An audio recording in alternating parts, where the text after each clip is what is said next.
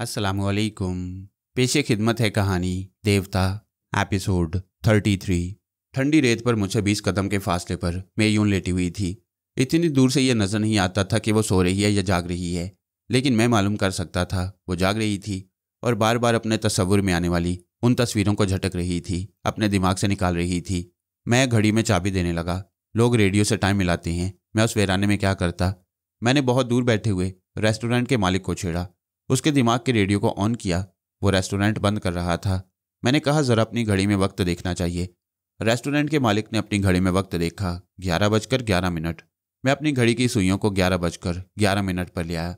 वक्त की नब्ज पर उंगली रख दी। वक्त चलने लगा। मैं उठकर बैठ गया। मेयून समुद्र की लहरों से खेल रही थी। अपने हाथ पांव से सर्द पानी को छूकर ठंडक महसूस कर रही थी। मैंने एक सिगरेट निकालकर सुलगाया, फिर उसके कश लगाने लगा। माचिस की तीली रोशन होते ही मेयून ने मुझे पलट कर देखा, फिर करीब आती हुई बोली, मैं समझ रही थी कि तुम सो रहे हो। ओह, मैं समझ रहा था कि तुम सो रही हो। वो खिलखिलाकर हंसने लगी।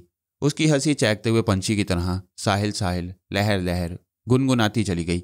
वो बोली, अब मेरी समझ में भी आ गया।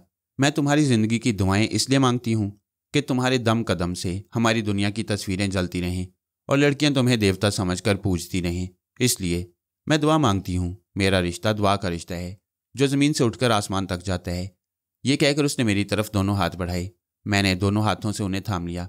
हम दोनों खामोश थे। हमसे ज़रा दूर कुछ ऐसी आवाज़ सुनाई दी जैसे नारियल के दरख्त से कोई चीज़ टकराई हो। वो सहम कर बोली, फरीद, डायमंड आ गया है। मैंने फ़ौरन उसके दिमाग में झांक कर देखा। वो हमारे करीब नहीं बल्कि अपने हट में था और गुस्सा से पेचोताब खाते हुए मेयून को गालियाँ दे रहा था। उसे अपने ब्रीफकेस की गुमशुदगी का इल्म हो चुका था। उसके ख्याल के मुताबिक मेयून उसे चुरा कर ले गई थी। अब वो एक बड़ा सा चाकू लेकर 16 नंबर हट की तरफ जा रहा था ताकि मुझे और मेयून को कत्ल कर दे। मैं उसके दिमाग से लौट आया क्योंकि मुझे आसपास की खबर रखनी थी। मैंने मेयून की पुश्त को थपकते हुए कहा, घबराओ नहीं, डायमंड यहाँ खाली हाथ नहीं आ सकता क्योंकि उसका रिवॉल्वर हमारे पास है। रिवॉल्वर की बात सुनकर उसे ज़रा इत्मीनान हुआ, फिर भी वो सहमी हुई सी मुझसे लिपटी रही।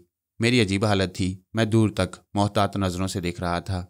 मैं शैतान नहीं हूँ, मैं फरिश्ता भी नहीं हूँ, सिर्फ एक इंसान हूँ। लड़खड़ा जाऊँ ये दूसरी बात है, मगर संभलने की कोशिश ज़रूर करता हूँ। मैंने कहा, मेयून, दिल से खौफ निकाल दो। देखो, कोई नहीं है। शायद इधर से कोई जानवर गुजरा है। इतनी आसानी से उसका खौफ दूर नहीं हो सकता था। वो मुझसे अलग तो ना हुई, अलबत्ता सर उठाकर दूर तक देखने लगी। उसकी सोच कह रही थी, हाँ, कोई नहीं है, कोई तो नज़र नहीं आ रहा। वह शैतान क्या जाने कि हम कितनी दूर बैठे हुए हैं। मैं ख्वामखा डर गई थी। उसने इत्मीनान की सांस लेकर मेरे शाने पर सर रख दिया। अचानक उसका दिल धड़कने लगा। वह हड़बड़ाकर अलग हो गई, पीछे रेत पर जाकर गिर पड़ी। उसने परेशान होकर मुझे देखा तो खुली आंखों में चांदनी उतर आई। उसने फौरन नजरें झुका लीं। उसका दिल बुरी तरह धड़क रहा था। ऐसे ही वक्त इंसान अपने शरीर जज्बों से भागना चाहता है मगर भागने नहीं पाता। मैंने फैसला किया कि मेयून की तरह मैं भी इन जज्बों से कतराऊंगा। उससे बेनियाज होकर रेत पर लेट गया और उससे बहुत दूर सोनिया के पास पहुंच गया। सोनिया एसी कैटलॉग की आरामदेह सीट पर नीम दराज थी और सोने का इरादा कर रही थी। उसका तवील सफ़र अभी तक जारी था। वहाँ के वक्त के मुताबिक 2 बजे रात तक और यहाँ के वक्त के मुताबिक सुबह 6 बजे तक वो सफ़र जारी रहता। मैंने सोनिया को मुखातिब नहीं किया, उसे थोड़ी देर सोने के लिए छोड़ दिया। फिर मैंने चिंपैंजी, शैला और मैरलिन की खबर ली। उनकी गाड़ी कैटलॉग के पीछे जा रही थी और वह तीनों बखैरियत थे। फिर मैंने इस काफिले के लीडर के जहन को टटोला कि कहीं उसके दिमाग में सोनिया के खिलाफ कोई सोच पैदा न हो रही हो, मगर ऐसी कोई बात नहीं थी। सोनिया की तरफ मेरा कोई काम ना था। मैं अपने माहौल में वापस आ गया। मेयून मेरे करीब बैठी रो रही थी। मेयून, मैंने हैरानी से पूछा, ये अचानक तुम क्यों रो रही हो? वो अपनी सिसकियों पर काबू पाने लगी। मैं उसकी ज़ुबान से सुनना चाहता था। मैंने उसके करीब झुककर पूछा, मेयून, मुझे नहीं बताओगी? क्या तुम्हें कोई तकलीफ़ है? उसने नहीं के अंदाज में सर हिलाया। फिर क्या बात है? तुम मुझे अच्छे लगते हो। अरे तो इसमें रोने की क्या बात है? क्या मैं अच्छा लगता हूँ तो तुम्हें तकलीफ़ होती है? नहीं, हाँ होती है, हो रही है। दिल ज़ोर ज़ोर से धड़क रहा है, बड़ी घबराहट सी हो रही है। मैं क्या करूँ? बहुत आसान इलाज है। अभी तुम्हारी घबराहट ख़त्म हो जाएगी। तुम मुझे फ़ौरन ही दुश्मन समझकर गाली दो। नहीं, वो तड़प कर मुझसे अलग हो गई। ऐसा ना कहो, तुम्हारे लिए बुरी बात आने से पहले मैं अपनी ज़ुबान जला डालूंगी। ताज्जुब है, मुझसे तकलीफ़ भी पहुँचती है, मैं अच्छा भी लगता हूँ। ओहो, मैं समझ गया। तुम इस बात से खौफजदा हो कि तुम मोहब्बत से डरती हो और वो मोहब्बत खुद ब खुद तुम्हारे दिल में पैदा हो रही है। फरीद, तुम सचमुच देवता हो। जो बात मैं समझा नहीं सकती थी वो तुमने समझ ली। मैं क्या करूं? मोहब्बत से डरना छोड़ दो, मगर एक जवान लड़की का जवान मर्द से मोहब्बत करना अच्छी बात नहीं है। ये बात मैं बहुत देर से सोच रही थी, मगर मैं क्या करूं? तुमसे लगकर ही सुकून मिल रहा है। मैं चंद लम्हों तक खामोश रहा। मेयून, मोहब्बत एक खूबसूरत जज्बा है, मगर ये तन्हाई, सन्नाटा, ठंडी रेत और जज्बात से बिखरे हुए समुंदर का जोश, ये सब मोहब्बत को दूसरी सिमत ले जाएंगे। तुम समझती हो ना? वो समझती थी, बिल्कुल ही नादान बच्ची नहीं थी। वादा करो फरीद, मुझे कभी छोड़कर नहीं जाओगे, सारी जिंदगी साथ दोगे। तुम अच्छाई को समझती हो, मेरी सच्चाई को भी समझो।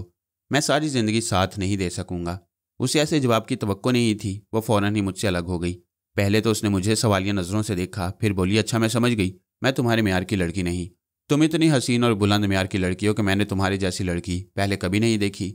तो फिर मैं ये समझूं कि तुम्हारी शादी हो चुकी है? नहीं, मैं एक मुसाफिर हूँ, मेरी कोई मंजिल नहीं। जिसकी मंजिल ना हो वो भला शादी कैसे कर सकेगा, कहाँ घर बसाएगा? ओह, ये तो मैंने पूछा ही नहीं कि तुम किस मुल्क से ताल्लुक़ रखते हो और यहाँ कैसे आ गए। मैं उसे अपनी असलियत नहीं बता सकता था। मैंने झूठ कहा। मैं अपने मुतल्लिक कुछ नहीं जानता कि किस मुल्क में पैदा हुआ और मेरे वालिदैन कौन थे। जब होश संभाला तो खुद को जापान में देखा। मैंने नगर नगर की सैर की, बहुत सी मुसीबतों और आजमाइशों से गुजरता आया, और अभी दुनिया को आखिरी सिरे तक देखने के लिए सुबह शाम चलता रहता हूँ। तुम एक जगह ठहर क्यों नहीं जाते? मैं बहता हुआ दरिया हूँ, ठहर जाना मेरी फितरत के खिलाफ है। मेयून, तुम बहुत नाजुक हो। तुम्हारी मोहब्बत को बहलावा देकर जाऊंगा तो तुम टूट जाओगी। वो चुपचाप रेत पर बैठी, सर झुकाए सुनती रही, अपनी मुट्ठी में रेत को समेटकर भींचती रही। मैंने कहा, बेहतर है कि मोहब्बत में इतनी दूर ना जाओ कि वापस ना आ सको, और अगर वापस आओ तो भी सदमा बर्दाश्त ना कर सको। उसने एक सर्द आ भरी, फिर आहिस्ता से उठकर खड़ी हो गई। अब मैं उसके दिमाग को और दिली कैफियत को समझ रहा था। वो मुझसे दूर जा रही थी। उसके पांव रेत में धंस रहे थे, वो जज्बों में धंसती जा रही थी। फिर वो चंद कदम के फासले पर जाकर बैठ गई। मैं क्या करूं, वो सोचने लगी। मैं वापस आ गई हूं, मगर मेरा दिल, मेरा दिमाग और मेरी रूह, सब कुछ उसके पास है। मैं कैसी कमज़ोर हूं कि बहक रही थी। वो कैसा शहज़ोर है कि उसने मुझे संभाल लिया। वो हर बार मुझ पर अपनी शख्सियत की गहरी छाप लगा देता है। अब मैं ऐसे शख्स को कैसे भूल जाऊं, कैसे दूर हो जाऊं? वो रेत पर औंधे मुंह लेटकर रोने लगी। मैंने बर वक्त एक दानिशमंदाना फैसला किया। जो लड़की मोहब्बत के इब्तदाई मरहला में जुदाई बर्दाश्त ना कर सके और रोना शुरू कर दे, वो मेरी दायमी जुदाई का वक्त आते ही सदमा से मर जाएगी। मैं ऐसी नेक सीरत और मासूम लड़की की ज़िंदगी से नहीं खेल सकता था, इसलिए ज़रा संगदिल बनकर उसे रोने के लिए छोड़ दिया। मैंने सोचा थोड़ी देर बाद उसे समझाऊंगा। थोड़ा वक्त गुजारने के लिए मैंने सिगरेट निकाला, मगर उसे सुलगाना नसीब ना हुआ। मेरी गर्दन पर अचानक ही रिवॉल्वर की नाल आकर ठहर गई। फिर गुर्राहट सुनाई दी, खबरदार, ज़रा भी हरकत की तो गोली मार दूंगा। एक मेरे पीछे था, दूसरे ने मेरे सामने से मेरा रिवॉल्वर उठा लिया, तीसरा मेरे बाएं आकर खड़ा हो गया। मेयून ने आवाज़ें सुनकर सर उठाया। वो चीख पड़ी। इसके जवाब में एक औरत की आवाज़ सुनाई दी, लड़की चिल्लाओ मत, वरना तुम्हारे आदमी को गोली मार दी जाएगी। मेयून ने अपने मुंह पर हाथ रख लिए, क्योंकि वो मेरी सलामती चाहती थी। मैंने उस औरत की तरफ देखा। ज़ाहिर है कि 3 मर्द रात के वक्त इस वीराने में किसी बदसूरत औरत को लेकर नहीं आ सकते थे। वो हसीन भी थी और स्मार्ट भी। मैं उसे सिर्फ देख नहीं रहा था, उसकी सोच को भी पढ़कर मुतमईन हो गया था कि वो सब स्मगलर हैं। उनमें से एक ने पूछा, तुम लोग कौन हो? यहाँ इतनी रात को क्या कर रही हो? मैंने मेयून की तरफ उंगली उठाकर कहा। वो रो रही थी, मैं सुन रहा था। ज़्यादा स्मार्ट बनने की कोशिश ना करो, डांटने वाले ने मेरे मुंह पर उल्टा हाथ रसीद करना चाहा, जो फिजा में लहरा कर रह गया, क्योंकि मैं बैठक लगाकर फिर उसके सामने खड़ा हो गया था। एक ने हैरानी से कहा, अरे ये तो वही मस्करा है जिसने बैद से उस फौलादी इंसान की पिटाई की थी। मैंने उस शख्स को पहचानने की कोशिश की। उसने आगे बढ़कर मुझसे कहा, मिस्टर, मैं वही हूँ जो आनी सलाख लेकर उस फौलादी इंसान से टकराने गया था, मगर उसने दोनों हाथों से लोहे की सलाख को मोड़ दिया। मुझे याद आ गया, वो रेस्टोरेंट में डायमंड पर रोब जमाने गया था, फिर डर कर खुद ही भाग गया। उसने उस हसीन औरत को मुखातिब किया, लेडी सारा, मैंने आपसे इसी जवान का जिक्र किया था। लेडी सारा की भवें तन गई। हुस्न कुछ और ज़्यादा गजबनाक हो गया। वो मुझे सर से पांव तक देखती हुई बोली, आदमी की बजाय पहाड़ मालूम होते हो। मुझे यकीन नहीं आता कि इस डील डोल में इतने फुर्तेले हो जितनी कि मैं तारीफ़ें सुन चुकी हूँ। ये कहते उसने फ्लाइंग किक मारी, अचानक ही फिजा में उछली, मेरे पास आई, फिर मेरी जगह से गुजरती हुई दूर रेत पर जाकर चारों शाने चित हो गई। मगर यह साबित हो गया कि बड़ी ज़ोरदार है, गिरते ही संभलना भी जानती है। दूसरे ही लम्हा वो जिम्नास्टिक के करतब दिखाती हुई उल्टी कलाबाजी खाकर खड़ी हो गई। अब वो मुझे तारीफ़ी नज़रों से देख रही थी। मैंने कहा, मैं अपने फुर्तीलेपन का यकीन दिलाऊंगा तो तुम्हारे साथी सर पकड़ कर रोएंगे। वो आंखें सुकेड़ कर बोली, ये मत भूलो कि तुम्हारे आसपास रिवॉल्वर हैं। मैंने हंसते हुए कहा, हाथी के दांत हैं। मैंने घाट घाट का पानी पिया है। अपने तजुर्बा से कहता हूँ कि मुझ पर गोली नहीं चलाई जाएगी। हालांकि मैं ख्याल खुआने के जरिए उनके इरादों को समझ रहा था। लेडी सारा ने कहा, तुम ज़हीन भी हो। मुझे बताओ कि हम तुम्हें गोली क्यों नहीं मारेंगे? इसलिए कि फायरिंग की आवाज़ रात के सन्नाटे में आबादी तक जाएगी, फिर वहाँ के लोग, खुसूसन कानून के मुहाफिज, इधर आ जाएंगे। लेडी सारा की भवें फिर तन गईं। उसने अपनी हैरानी को छुपाते हुए पूछा, कानून के मुहाफिज हमारा क्या बिगाड़ लेंगे? मैंने उसके एक साथी की तरफ इशारा करके झूठ कहा, मैंने शाम के वक्त तुम्हारे इस आदमी को रेस्टोरेंट के पीछे देखा था। ये एक औरत से रोमांस कर रहा था और कह रहा था कि आज रात हमारा माल ब्लैक बोर्ड से जाएगा, मुझे काफ़ी रकम मिलेगी, फिर मैं तुम्हारे लिए गहने बनवा दूंगा। सब अपने साथी को घूर कर देखने लगे। उसने झिलाकर कहा, ये झूठ कहता है, मैंने किसी भी औरत से ये बात नहीं कही। मैं शट अप, लेडी सारा ने डांट कर कहा। अगर तुमने किसी से नहीं कहा तो ये बात इस शख्स तक कैसे पहुंच गई?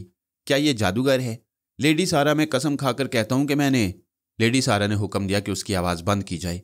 एक साथी ने कसम खाने वाले की कनपट्टी पर रिवॉल्वर की नाल रख दी। वो एकदम से चुप हो गया। फिर लेडी सारा ने मुझसे पूछा, मेरे मातहत ने किसी से सिर्फ माल ले जाने की बात कही थी, तुमने ये कैसे समझ लिया कि वो माल कानून के खिलाफ होगा? मैंने कहा, इसका जवाब मैं सबके सामने नहीं दे सकता। वो बोली, यहाँ सब अपने ही लोग हैं। हाँ, तुम्हारे अपने भरोसे के आदमी हैं। और भरोसे के एक आदमी की हमाकत से बात मुझ तक पहुंच गई। लेडी सारा, बहुत ज़्यादा एतमाद अच्छा नहीं होता। मुझसे जवाब चाहती हो तो तन्हाई में बातें करो। वो तन्हाई में बातें नहीं कर सकती थी क्योंकि मेरा फुर्तीलापन देख चुकी थी। उसने पूछा, क्या तुम अंग्रेज़ी के अलावा कोई और ज़ुबान जानते हो? मैंने उसे बताया कि उर्दू और जापानी जानता हूँ। उसने जापानी ज़ुबान में कहा, मैं ये ज़ुबान समझती हूँ, तुम मेरे सवाल का जवाब दो। मैंने कहा, मेरे साथ ये जो चीनी दोशीज़ा है ये बहुत मासूम और नेक लड़की है। मैं इसके सामने ये नहीं कह सकता कि मैं भी स्मगलरों के साथ रह चुका हूँ। तुम्हारे साथी ने अपनी महबूबा के सामने ब्लैक पोर्ट की बात कही थी। स्मगलरों की इस्तिलाह में ब्लैक पोर्ट समुंदर के उस साइल को कहा जाता है जहाँ से स्मगलिंग का माल दरामद या बरामद किया जाता है। इस तरह मैंने समझ लिया कि तुम सब मेरी ही बरादरी के लोग हो। उसने पूछा, तुम्हारा ताल्लुक किस बंदरगाह से है? मैंने जवाब दिया, हिंदुस्तान के दरिया हगली से हम बर्मा और थाईलैंड चरस ले जाते थे और वापसी में थाईलैंड से अफीमन लाते थे। आज से 20 दिन पहले ज़बरदस्त पुलिस मुकाबला हुआ। हमारे बहुत से आदमी मारे गए, कुछ जान बचाकर भागे। मैं भागकर यहाँ पनाह लेने आ गया। मैं लेडी सारा की फितरत और पेशे के मुताबिक ऐसे माकूल जवाब दे रहा था कि वो मुतासिर हो गई। उसने पूछा, अब यहाँ से कहाँ जाओगे? मैंने बड़ी लापरवाही से कहा, अब याश कर रहा हूँ, लेकिन मेरी अय्याशी का इस मासूम लड़की से कोई ताल्लुक नहीं। ये बेचारी एक ब्लैकमेलर के हत्थे चढ़ गई थी। मैं इसके रिश्तेदारों के पास इसे हांगकांग पहुँचाने के बाद अपने मुस्तकबिल के बारे में कोई मंसूबा बनाऊंगा। उसने पूछा, इस लड़की को हांगकांग कैसे ले जाओगे? जैसे स्मगलिंग का माल ले जाया करता था। वो तंजिया अंदाज में बोली, ये हिंदुस्तान और थाईलैंड का समुंदर नहीं है। यहाँ बड़े बड़े स्मगलरों का पित्ता पानी हो जाता है, होता होगा। अभी तुमने और तुम्हारे साथियों ने इस खुशकी पर मेरा फुर्तीलापन और जहानत देखी है। यह भी देखा है कि मैं एक फौलादी इंसान को सिर्फ एक बैत की छड़ी पर कैसे नचाता हूँ। लेडी सारा, जिस रोज़ मैं समुंदर की छाती पर सवार होकर निकलूंगा उस रोज़ देख लेना कि फार्मूसा के कोस्ट गार्ड से लेकर हांगकांग की बरतानवी बहरी पुलिस तक कैसी खलबली मचेगी। लेडी सारा को चुप लग गई। बातों के दौरान वक्फा मिलता था और मैं उसकी सोच को पढ़ता जाता था। वो मुझे अपने साथ काम करने की ऑफर देना चाहती थी। आखिर उसने कह दिया, अगर तुम चाहो तो अभी मेरे साथ उस लड़की को लेकर हांगकांग जा सकते हो। तुम मुझ पर यह मेहरबानी क्यों कर रही हो? मैं तुम्हारे काम आना चाहती हूँ, तो मेरे काम आना। अगर काम के आदमी साबित हुए तो दौलत तुम्हारे कदम चूमेगी। मैंने मेयून की तरफ देखा। उसने पूछा, फरीद क्या बात है? ये तुम जापानी जुबान में क्या बातें कर रहे हो? मैंने कहा, लेडी सारा से मेरी दोस्ती हो रही है, ये तुम्हें हांगकांग पहुंचा देगी। मैं तुम्हें छोड़कर नहीं जाऊंगी, मैं भी तुम्हारे साथ चलूंगा। फिर हम डायमंड से बहुत दूर चले जाएंगे। वो राजी होकर मेरे बाजू से लगकर खड़ी हो गई। अब मुनज़्ज़ा और नामुदा का ख्याल आया। नामुदा को यहाँ छोड़कर जाना दानिशमंदी नहीं थी, क्योंकि वह फरहाद की शख्सियत से वाकिफ़ हो गया था। अगरचे अब तक फर्मा बरदारी दिखा रहा था, तहम मैं उस पर भरोसा नहीं कर सकता था। लेडी सारा ने पूछा, क्या सोच रही हो? मैंने कहा, यहाँ मेरी एक बहन और भाई हैं, मैं उनके मुतल्लिक सोच रहा हूँ। तुमने जो ऑफ़र दिया है उसके मुतल्लिक भी मुझे कुछ सोचने का मौका दो। वो अपने रिस्ट वॉच को देखती हुई बोली, अभी 1 बजा है, हमारी लॉन्च यहाँ से 3 घंटे के बाद रवाना होगी। अच्छी तरह सोच लो, आओ हम लॉन्च की तरफ चलती हैं। मेयून ने मेरा हाथ थाम लिया। हम दोनों लेडी सारा की टीम के साथ आगे बढ़ने लगे। मैं तेज़ी से सोच रहा था कि मुझे क्या करना चाहिए। मेयून को हांगकांग पहुंचाने का ये अच्छा मौका हाथ आया था, लेकिन इस तरह नामुदा छूट जाता। अगर नामुदा के लिए वहां रुक जाता तो मेयून भी मेरा साथ न छोड़ती, और उसके साथ रहते हुए डर लगता था कि पता नहीं कब उसकी कुर्बत से बहक जाऊं, और मैं उसे अपनी कुर्बत का ऐसा रोग नहीं लगाना चाहता था कि जिसे वो कभी भुला ना सके। आखिर मैंने फैसला किया कि वो जैसी यहाँ आई थी वैसी मासूमियत के साथ उसे वापस पहुँचाऊँगा और नामुदा को सोच के जरिए देखता और परखता रहूँगा। अगर उसने किसी को मेरी असलियत बताना चाहिए तो उसे सख्त सजाएं दूंगा। वैसे भी वो पहली बार सज़ा पाकर राह रास्त पर आ गया था, शायद आइंदा सज़ा पाने की हमाकत ना करे। एक ख्याल आया कि उसके दिमाग पर दस्तक दूं और उसके चोर ख्यालात पढ़ूं, मगर यह मुनासिब नहीं था क्योंकि वो मुनज़्ज़ा के साथ था। लेडी सारा ने पूछा, जिनके मुतल्लिक तुम सोच रही हो, क्या वो तुम्हारे सगे बहन भाई हैं? नहीं, इस दुनिया में कोई मेरा सगा नहीं। उनसे सिर्फ जुबान का रिश्ता है। ताज्जुब है, तुम जुबान के रिश्तों के लिए इतनी संजीदगी से सोच रही हो। एक बासूल इंसान के आगे सबसे ज़्यादा अहमियत जुबान की होती है। अगर मैं जुबान का रिश्ता तोड़ूंगा तो मैंने तुम्हारे साथ भी काम करने के लिए जुबान दी है, यहाँ भी जुबान से फिर जाऊंगा। क्या तुम इसे पसंद करोगी? वो झींप कर बोली, तुमने मुझे लाजवाब कर दिया। वाकई मैंने बड़ी बेतुकी बात कही थी। अच्छा, जल्दी से फैसला सुनाओ। क्या उन्हें छोड़कर मेरे साथ चल रहे हो? हाँ, मैं सारी जिंदगी यहाँ नहीं गुजार सकता। कभी तो उन्हें छोड़कर जाना ही पड़ता। मैं खतो किताबत के जरिए उनसे रब्ता कायम रखूंगा। वेरी गुड, तुमने बहुत अच्छा फैसला किया है। मेरे पापा तुमसे मिलकर बहुत खुश होंगे। तुम्हारे पापा कहाँ हैं? वो शौकी से मुस्कुरा कर बोली, अभी नहीं बताऊंगी। मेरे पापा इतने ग्रेट हैं कि उनसे अचानक ही मिलकर तुम्हें खुशी होगी। वो पहले से नहीं बताना चाहती थी। उसका बाप भी बताने पर मजबूर हो जाता। मैं आंख का अंधा बनकर अनजानी मंजिल की तरफ नहीं जा सकता था। मैं खामोश होकर उसकी सोच को अपनी मर्जी के मुताबिक मोड़ने लगा। चंद लम्हे बाद वो बड़े फख्र से अपने पापा के मुतालिक सोच रही थी और मैं सुन रहा था। उसके पापा की जिंदगी दुनिया के मुख्तलिफ समुद्रों में गुजरी थी। पहले वो ब्रिटिश नेवी में था, फिर वो एक प्राइवेट कंपनी के जहाज में कप्तान बन गया। एक बार मिडल ईस्ट की खलीज से सोना स्मगल करता हुआ पकड़ा गया, लेकिन सजा पाने से पहले ही फरार हो गया। इस दौरान वो जितनी दौलत कमा चुका था उसके सहारे उसने एक लॉन्च खरीदी, अपने जानिसारों की एक टीम बनाई, फिर स्मगलिंग के धंधे में निकल पड़ा। 25 बरस के अरसा में वो सिर्फ 2 बार गिरफ्तार हुआ। एक बार 1 साल और दूसरी बार 3 साल की कैद बामुशक्कत की सजाएं पाईं। सजा पाने के दौरान भी उसकी लॉन्चें समुंदर में दौड़ती रहीं। उसकी बीवी, जिसे वह ईरान से स्मगल करके लाया था, बहुत ही हसीन और तेज़ दरार थी और उसके मिजाज के मुताबिक ढल गई थी। वो अपने शौहर की अदम मौजूदगी में बहरी पुलिस को परेशान करती रहती। वह तमाम ममालिक की बहरी पुलिस के रिकॉर्ड में समुंदरी उकाब कहलाता। दूसरी बार सजा पाने के बाद फिर वो कभी हाथ न आया, क्योंकि इस अरसा में उसने हर बंदरगाह के रिश्वतखोर पुलिस अफसरों से दोस्ती कर ली। सबसे ज़्यादा सहूलत हांगकांग की बंदरगाह पर थी, इसलिए वो अपनी बेटी सारा को हांगकांग से फार्मूसा तक स्मगलिंग की ट्रेनिंग दे रहा था। सारा की मां मर चुकी थी। बाप ने बेटी को बचपन ही से बेटा बनाकर परवरिश की। उसे जूडो, कराटे, राइफल शूटिंग और खंजर जनी वगैरह सिखाने के लिए चीन के नामवर उस्तादों की खिदमत हासिल की थी, और ये मैं देख ही चुका था कि वो कितनी ज़बरदस्त फ्लाइंग किक मारती है। वो तो मैं ख्याल ख्वानी के जरिए बच गया, वरना उसके जिस्म में बिजलियां भरी थीं। जिम्नास्टिक की मशकें करने वाले बदन के पेचो खम काबिले दीद थे।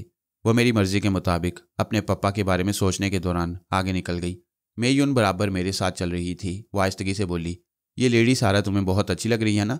मेयून के हासिद लहजे ने बता दिया कि वो मेरे साथ किसी दूसरी औरत को बर्दाश्त नहीं कर सकती। मैंने कहा, हाँ, सारा अच्छी लगती है। जब तक किसी में कोई बुराई नजर ना आए उसे अच्छा ही कहना चाहिए। तुम ठीक कहती हो, मगर ये अच्छी नहीं है। तुमने कैसे समझ लिया कि ये बुरी है? मुझे भी बताओ ताकि मैं होशियार रहूं। वो चंद लम्हे सोचकर बोली, दुनिया की हर औरत इस हद तक टेलीपैथी जानती है कि वो अपनी जैसी दूसरी औरत के दिमाग को पढ़ लेती है या उसके इरादों को भांप लेती है। मैं यकीन से कहती हूँ कि ये लेडी सारा तुम्हारी तरफ झुक रही है। कमाल है, मैं टेलीपैथी जानने वाला सारा के दिमाग को इस जाविये से नहीं पढ़ रहा था, और वो मेयून मुझसे पहले पढ़ चुकी थी। वो कहाँ तक दुरुस्त है ये मैं बाद में सारा की सोच से उगलवा लेता। फिलहाल मैं मेयून से बातें करना चाहता था ताकि वो मेरे मुतालिक गलत फहमी में मुब्तला न रहे। मैंने कहा, सारा मेरी तरफ माइल होगी तो मैं उसे समझा दूंगा।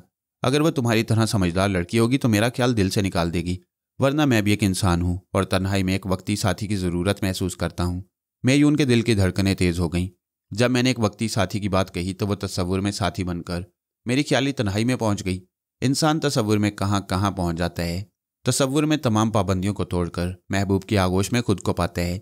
जब वो तसव्वुर की दुनिया से निकली तो उसे मेरी बात बहुत बुरी लगी। उसने कहा, फरीद, तुमने जो वक्ती साथी की बात की है, ऐसा अय्याश तबीयत के लोग कहते हैं। तुम देवता हो। तुम्हें किसी एक का हाथ थाम कर सारी उम्र साथ निभाना चाहिए। तुम मुझे देवता कहती हो और भूल जाती हो कि मैं नेकी और बदी के दरमियान से गुजरने वाला इंसान हूँ। मेरी नेकी यह है कि मैं तुम्हारी जैसी नेक लड़कियों को नहीं बहकाता। मेरा बुरा पहलू यह है कि कभी कभी हालात और ज़रूरियात से मजबूर हो जाता हूँ। ऐसे वक्त भी मैं इतनी नेकी ज़रूर करता हूँ कि बंद लिफाफे को खोलकर कभी उसका ख़त नहीं पढ़ता। हाँ, लिफाफा खुला हो तो पढ़ लेता हूँ। वो चुप रहकर सोचने लगी। मैं क्या जवाब दूँ? मैं लड़की हूँ, ऐसे मौजू पर खुलकर बहस नहीं कर सकती। फरीद एक बात के पीछे हज़ारों ढकी छुपी बातें कह जाते हैं। मुझे ऐसी बातें करनी नहीं आती।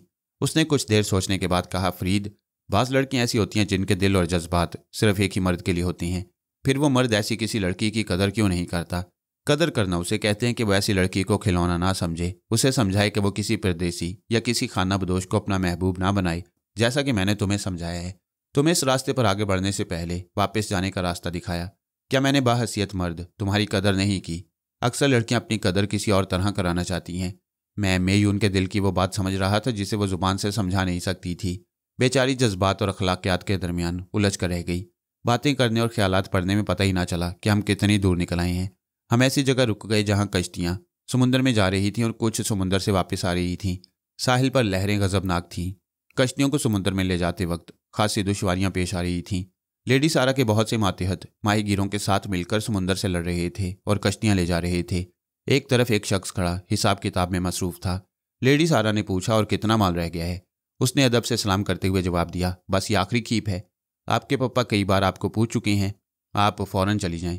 उनकी लॉन्च समुद्र में कहीं बहुत दूर खड़ी हुई थी। वहां तक पहुंचने का तरीका ये था कि कश्ती पर जाने वाले अफराद साहिल पर कश्ती को चारों तरफ से थाम कर खड़े हो जाते। जब लहरें साहिल पर आती और कश्ती जमीन को छोड़कर पानी की सतह पर आ जाती तो उस पर सवार होने से पहले वो कश्ती को लेकर समुद्र की तरफ दौड़ते चले जाते। ऐसे वक्त साहिल से वापस आने वाली लहरें अपने तौर से भी उन्हें समुद्र की तरफ धकेल कर ले जाती। फिर इससे पहले कि लहरें दूसरी बार साहिल की तरफ जाएं, वो सब उछलकर कश्ती पर सवार होते ही चप्पू संभाल लेते। फिर कश्ती को खेदते हुए समुद्र के सीने पर आगे बढ़ते चले जाते। हमने मेयून को कश्ती के दरमियानी हिस्सा में बिठा दिया। कश्ती के अगले हिस्से में 2 आदमी और पिछले हिस्से को मैं और सारा थाम कर खड़े हो गए। फिर लहरें आईं, कश्ती ऊपर को उठी और हम सब समुद्र की तरफ दौड़ते चले गए। ऐसे तरीक़ेकार को बयान कर देना और बात है और अमली तौर से गुजरना और बात है। कश्ती को लहरों की मुखालिफ समत लेकर दौड़ते वक्त पता चलता है कि समुद्र कितना गजबनाक और ताकतवर होता है। जरा भी कदम उखड़ जाएं तो लहरें इंसान को तिनके की तरह उछाल कर फेंक देती हैं। अगर मैं तन्हा होता तो शायद तिनके की तरह वापस साहिल पर पहुंच जाता, क्योंकि वो मेरा पहला तजुर्बा था। मगर खैरियत हुई कि कश्ती के आसपास 3 तजुर्बाकार बंदे थे। उनमें सारा काबिल तहसीन थी। मैंने पहली बार एक हसीन दोशीज़ा को समुद्र की कुव्वतों से टकराते देखा। वो खुद फुंकारती हुई एक लहर थी, टॉरपीडो की तरह समुद्र के वजूद में सुरंग बनाती हुई गुजरती। औरतों की कमजोरी और नज़ाकतें उसे छूकर भी नहीं गुजरी थीं। जब हम कश्ती को लेकर दौड़ते गए तो पानी पहले हमारी पिंडलियों तक था, फिर बड़ी तेज़ रफ्तारी से हमारी कमर तक आया, फिर सीने तक आया। उस वक्त तक मैं साबित कदमी से उनके साथ दौड़ता रहा। जब पानी गर्दन तक पहुंचा तो मेरे कदम उखड़ गए। समुद्र का दिमाग नहीं होता, वरना मैं टेलीपैथी के जरिए उसकी तह में अपने कदम जमा लेता। खुदा को इज्जत रखनी थी। मेरे कदम उखड़ने के चंद लम्हे बाद ही साहिल से वापस आने वाली लहरों ने हमें समुद्र की तरफ धकेल दिया। सभी ने कश्ती पर छलांग लगाई। मैंने भी सारा के पास पहुंचकर चप्पू संभाल लिया। हमारे हाँपने की आवाज़ें ऐसी थीं जैसे समुद्र के जवाब में फुंकार रही हों। सारा का सीना धौंकने की तरह चल रहा था। चेहरा ऐसे सुर्ख हो गया था जैसे लोहा आग में तप रहा हो। चप्पू चलाने के दौरान मैंने उसे देखा तो वो मेरी तरफ देखकर मुस्कुराने लगी। मैंने सोनिया के बाद वो दूसरी औरत देखी जो मुखालिफ कुव्वतों को शिकस्त देकर आसूदगी हासिल करती थी। तकरीबन आध घंटे तक चप्पू चलाते रहने के बाद हम उस लॉन्च के पास पहुंचे। उसे लॉन्च कहना मुनासिब ना था। वो अपनी जसामत में एक छोटे बहरी जहाज के बराबर थी। यूं लगता था कि समुद्र के बीच खुश्की का एक बुलंद टीला उभर आया हो। उसकी बुलंदी से रस्से की सीढ़ी लटक रही थी। पहले मेयून को ऊपर भेजा गया, फिर हम यके बाद दीगरे ऊपर पहुंच गए। हमारे सामने 2 कदम के फासले पर समुद्री उकाब खड़ा हुआ था। वो कद्दो कामत में मेरे बराबर था। बुढ़ापे में उसकी सेहत काबिल रश्क थी। अगर बाल सफ़ेद ना होते तो उसे कोई बूढ़ा ना कहता। वो सारा को बेटा कहकर मुखातिब करता था। उसने बेटी को हेलो मायसान कहकर उसके पुश्त पर एक धप जमाई तो सारा ने तेजी से पलटकर बाप के सीने पर कराटे का एक हाथ मारा। वो जरा सा लड़खड़ाया मगर जवाबी हमला करने में देर ना की। उसने सारा के शाने पर बॉक्सिंग का एक पुश दिया। वो जहाज के रस्से को पकड़कर झूल गई। मार खाकर गिरने के बजाय झूलती हुई एक किक मारने लगी। बूढ़े उकाब ने फुर्ती से जरा हटकर खुद को बचाया, फिर चीख कर कहा, तुम बेईमानी कर रही हो। हमारे मुआहदे में ये नहीं है कि बाप को लात मारी जाए। सारे ने दोनों हाथ कमर पर रखकर कहा, मुआहदे की ऐसी की तैसी। आपने आते ही लड़ाई शुरू कर दी। मुझे सांस लेने की मोहलत तो मिलनी चाहिए। अब मैं आपको नहीं छोड़ूंगी। बूढ़े उकाब ने दोनों हाथ उठाकर कहा, नहीं बेटे, बस अब दोस्ती। वो हंसती हुई आई, फिर बाप की गर्दन में बाहें डालकर झूल गई। मैं यूं हैरानी से उन्हें देख रही थी कि वो कैसे बाप बेटी हैं। अभी लड़ रहे थे, अभी गले मिल रहे हैं। बूढ़े उकाब ने हमारी तरफ इशारा करके पूछा, ये दोनों कौन हैं? सारा हमारा तारुफ कराने लगी। बूढ़े उकाब ने उकाबी नज़रों से मुझे देखकर मुसाफे के लिए हाथ बढ़ाया। मैंने हाथ बढ़ाया तो वह मुसाफिया तवील हो गया। बूढ़ा अपने आहनी पंजों की कुव्वत का मुजाहरा कर रहा था। जवाबन मेरा पंजा फौलाद बन गया। ओहो! वो मज़ाक उड़ाने के अंदाज में हंसने लगा। सारा ने कहा, Farid, it is only a joke. ये सिर्फ मजाक है। मैंने कहती थी कि मेरे पापा बहुत ग्रेट हैं। मैं उसके पापा की सोच को पढ़ रहा था। वो यकीनन एक जिंदा दिल इंसान था। हर लम्हा अपनी बेटी को खुश रखना जानता था। इस वक्त भी वो बेटी को यह तमाशा दिखाकर खुश करना चाहता था। अब मेरे मुसाफिया की पुख्तगी से उसे यकीन हो गया कि मैं मोम का मुजस्मा नहीं। उसने दूसरी तदबीर की, मुझे अपनी तरफ खींचने लगा। इरादा यह था कि जब मैं उसे अपनी तरफ खींचूंगा तो वो ढील देकर मेरी तरफ गिरने के तौर पर आएगा। फिर तेजी से पलटकर मुझे पीठ पर लाद कर धोबी पाठ मारते हुए अपनी बेटी के कदमों पर पहुंचा देगा। मैंने उसे पहले खुद को ढील देकर उसके पास पहुंचाया, फिर तेजी से पलटकर उसे पीठ पर लादकर बड़े आराम से सारा के पास फर्श पर छोड़ दिया। वो चारों शाने चित होकर दीदे फैलाकर बोला, हाय। फिर उसने बैठकर सारा से कहा, जानती हो बेटे क्या हुआ? दरअसल मैं तुम्हारी माँ की हसीन यादों में खो गया था। सारा ने पाँव पटक कर कहा, ओ पापा, आप मुझसे भी शिकस्त खाकर यही कहती हैं। मम्मी इतनी याद आती हैं तो आप दूसरी शादी क्यों नहीं कर लेते? वो उठकर खड़ा हो गया, फिर मुझे घूंसा दिखाकर बोला, अच्छा बच्चों, अब मैं दूसरी शादी करने के बाद तुमसे मुकाबला करूंगा। मैंने हंसते हुए दोनों बाजू फैलाई। उसने कहका लगाकर मुझे गले लगा लिया, फिर मेरी पीठ ठोंकते हुए कहा, शाबाश जवान, मेरी तरह हंसते खेलते रहो। पता नहीं पेश आने वाले खतरात कब हमारी हंसी छीन लें। तब तक जिंदगी के किसी कहके को खाली ना जाने दो। मैं तुम्हें खुशामदीद कहूंगा। मैं सोच भी नहीं सकता था कि मुझे इतना खुशगवार माहौल मिलेगा।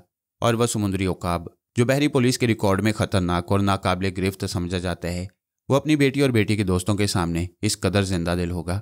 हम कैबिनों की तरफ जाने लगे। सारा ने अपनी रिस्ट वॉच को देखते हुए कहा, पप्पा 3 बज गए।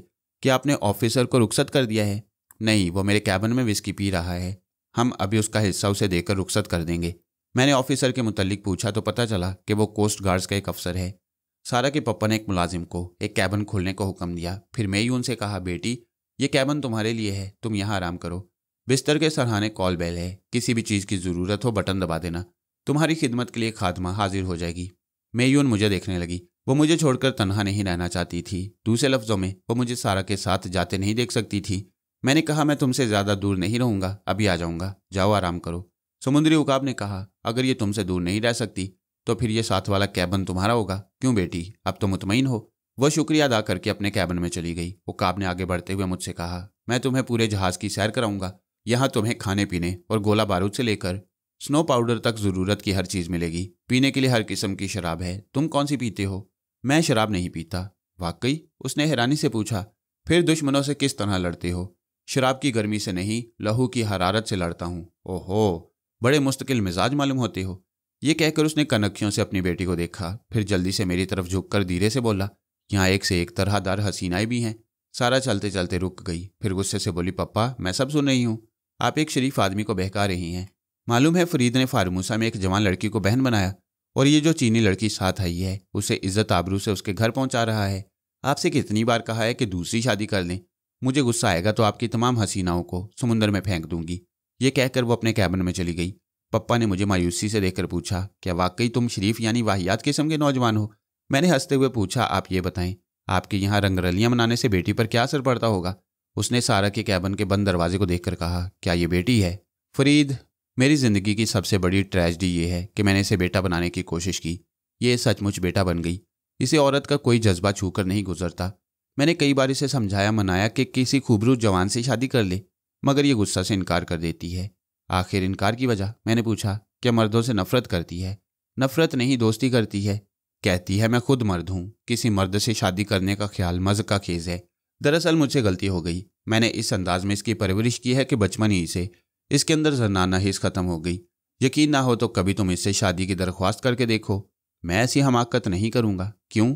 उसने पूछा। इसलिए कि सारा की तरह मेरे दिमाग में भी शादी का खाना खाली है, वो पुर नहीं हो सकता। क्यों नहीं हो सकता? इसलिए कि जो लोग मुहिमाती ज़िंदगी गुजारती हैं वो बीवी बच्चों की जंजीरों में खुद को बांध कर नहीं रख सकते। आपने जब सारा को भी ऐसा बना ही दिया है तो उसे उसके हाल पर छोड़ दें। मैंने छोड़ ही दिया है।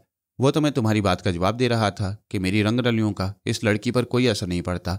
ये मुझे और मेरी महबूबाओं को नज़रअंदाज कर देती है तो यूँ लगता है जैसे ये मेरी अम्मा जान है और अपने बच्चे की गलतियों को मुआफ़ कर देती है। मैंने हंसते हुए कहा, आप दोनों बाप बेटी का जवाब नहीं। हम बातें करते हुए आगे बढ़ते रहे। उसने कैबिन के सामने रुककर कहा, ये मेरा कैबिन है, अंदर आओ। वो दरवाज़ा खोलकर अंदर गया। मैं उसके पीछे था। वो कैबिन इतना खूबसूरत और आरामदेह था कि यहाँ पहुँचते ही आराम से हाथ पांव फैलाकर सो जाने को दिल चाहता। एक कुर्सी पर एक पुलिस अफसर नीली वर्दी में नजर आया। वो विस्की से शुगल कर रहा था। उसने मुझे सवालिया नज़रों से देखा, फिर बूढ़े उकाब से कहा, अब मैं उठने ही वाला था, मुझे वापस जाना चाहिए। हाँ, आपको देर हो रही है, मैं अभी आपके साथ चलता हूँ, ज़रा 1 मिनट। बूढ़ा उकाब आहनी सेफ के पास जाकर उसे खोलने लगा। मैं रिश्वतखोर ऑफिसर की बेचैनी देख रहा था। वो सेफ की जानिब यूं देख रहा था जैसे कभी दौलत देखी ना हो।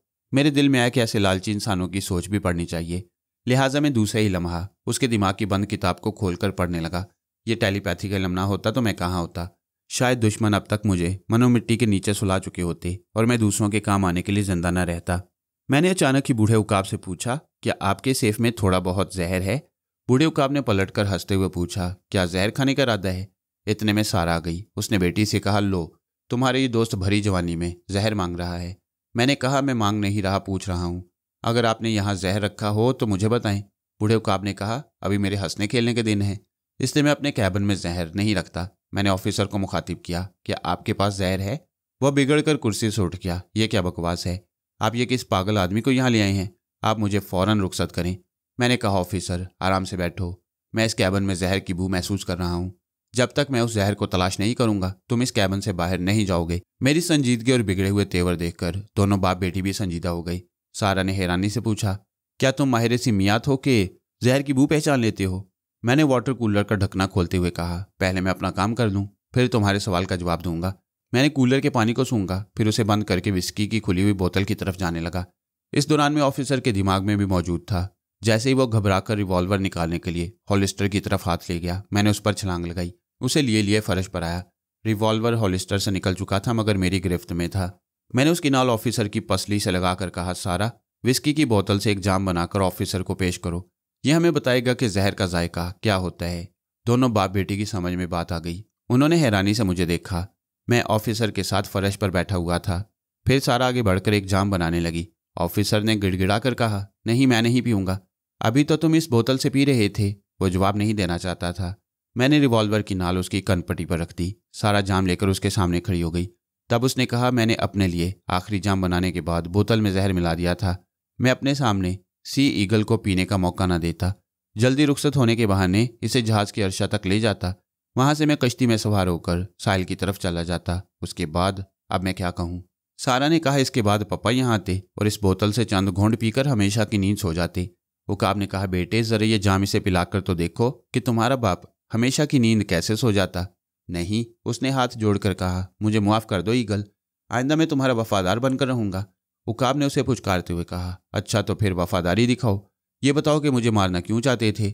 उसने जवाब दिया, मुझे हुकूमत की तरफ से इनाम मिलता, तरक्की होती, तुम गिरफ्त में नहीं आते थे, इसलिए तुम्हें इस तरह मारने का मंसूबा बनाया गया। उसने बूढ़े उकाब को कायल कर दिया, मगर उसकी सोच कह रही थी कि वो हुकूमत का वफादार नहीं, बात कुछ और है। मैंने कहा, ऑफिसर तुम्हारी बातों में सदाकत नहीं। अगर तुम हुकूमत के वफादार होते तो एक अरसा से स्मगलरों का माल न खाते। हुकूमत तुम्हें सोने का तमगा और महाना $100 की रकम दे देगी, जबकि तुम ईगल से हज़ारों डॉलर हासिल करते रहते हो। तुम इतने अहमक नहीं हो सकते कि सोने का अंडा देने वाली बत्तख को यूं ही ज़िबा कर दो। सारा और उकाब दोनों मेरे दलाइल को तस्लीम करते हुए तायद में सर हिला रहे थे। ऑफिसर के हाथ पांव मारे दहशत के कांप रहे थे, मगर वो कुछ कहना नहीं चाहता था। उकाब ने कहा, तुम मेरे कातिल बनकर आए हो। क्या तुम्हें भेजने वालों ने यह नहीं बताया कि मैं अपने दुश्मनों को कैसी अजियतें देकर उनकी जुबान खुलवाता हूँ? देखो, मैं 3 तक गिनता हूँ। अगर तुमने जुबान ना खोली तो मैं तुम्हारे जिस्म से छोटी छोटी बोटियां काटूंगा और तुम्हें तुम्हारा गोश्त खिलाता जाऊंगा। ये कहकर उकाब ने अपने बिस्तर के सरहाने से एक लंबा चाकू निकालकर उसे खोलते हुए कहा, 1 2 बताता हूँ, अभी बताता हूँ। मुझे प्रिंस मूडी ने भेजा है। उसने मुझे $1,00,000 दिए हैं। मैं इतनी बड़ी रकम का कभी ख्वाब भी नहीं देख सकता। जब वो रकम मेरे हाथ में आई तो मैं ये भूल गया कि प्रिंस मूडी का मंसूबा नाकाम भी हो सकता है, लेकिन मंसूबा ऐसा जामे और मुकम्मल था कि तुम मुझ पर शुबा नहीं कर सकते थे। पिछले 4 साल से मेरी तुम्हारी दोस्ती है, समझौता है। तुम मुझे अपने कैबिन में लाकर बिठाते और मेरे लिए बोतल खोल देते हो। मैं तुम्हारे एतमाद से फ़ायदा उठाकर बड़ी कामयाबी से यहाँ से जा रहा था, मगर ना जाने ये जहर सूंघने वाला कहाँ से आ गया। दोनों बाप बेटी मुझे एहसानमंदी से देखने लगे। मैंने उससे कहा, काम की बात करो, ये बताओ ईगल की मौत से प्रिंस मूडी क्या फ़ायदा हासिल करेगा? उकाब ने कहा, मैं बताता हूँ। वो मुझे मारकर समुंदर पर से मेरी हुक्मरानी ख़त्म करना चाहता है। सारा ने कहा, एक बात और है, प्रिंस मूडी ने मुझसे शादी करने का इरादा जाहिर किया था। मैंने इनकार किया तो वो ज़बरदस्ती पर उतर आया। मजबूरन मुझे उसकी पिटाई करनी पड़ी। वो उस जिल्लत का भी बदला लेना चाहता है। ऑफिसर ने कहा, हाँ यही बात है। कल रात को ये जहाज़ जब कोलोन की बंदरगाह पर पहुंचेगा और उनके मंसूबे के मुताबिक जहाज से ईगल की लाश उतारी जाएगी। दस्तूर के मुताबिक लाश के लिए कब्रिस्तान से गाड़ी आएगी। सारा अपने बाप की लाश के साथ उस गाड़ी में जाएगी और प्रिंस मूडी के अड्डे पर पहुंच जाएगी, क्योंकि उस गाड़ी का ड्राइवर और 2 मुसल्लह जवान सभी मूडी के अपने आदमी होंगे। उकाब ने अपनी ठोड़ी खुजाते हुए कहा, इसने बड़ी ज़बरदस्त प्लानिंग की है।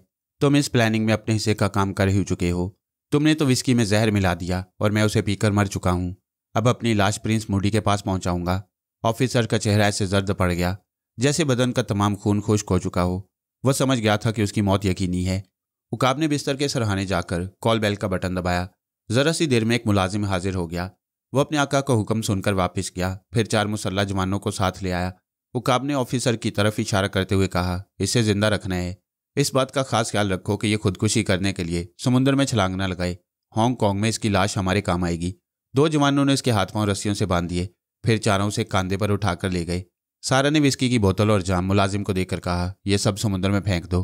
अपने मालिक का झूठा समझकर पीना जाना, यह जहर है। मुलाजिम बोतल और जाम लेकर वहां से चला गया। उकाब ने दूसरी बोतल निकालकर अपने लिए एक पैक बनाते हुए कहा, फरीद, आज तुम ना होते तो मैं अपनी जिंदगी का ये जाम पीने के लिए जिंदा न रहता। मुझे बताओ, क्या वाकई तुम जहर की बू सूंघ लेते हो? मैंने कहा, मेरी सूंघने की हिस्स बहुत तेज है। मैं किसी भी चीज़ को एक बार सूंघने के बाद फिर कभी नहीं भूलता। वो दोबारा कहीं भी छुपा कर रखी गई हो, मैं उसकी बू पाकर उस जगह तक पहुंच जाता हूँ।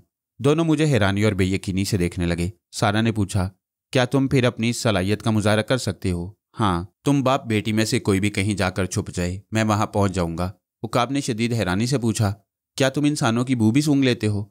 मैंने लापरवाही से शाने उचकाकर कहा, आप आजमा कर देख लें। उसने जाम खाली करते हुए कहा, अच्छा मैं बाहर जा रहा हूँ।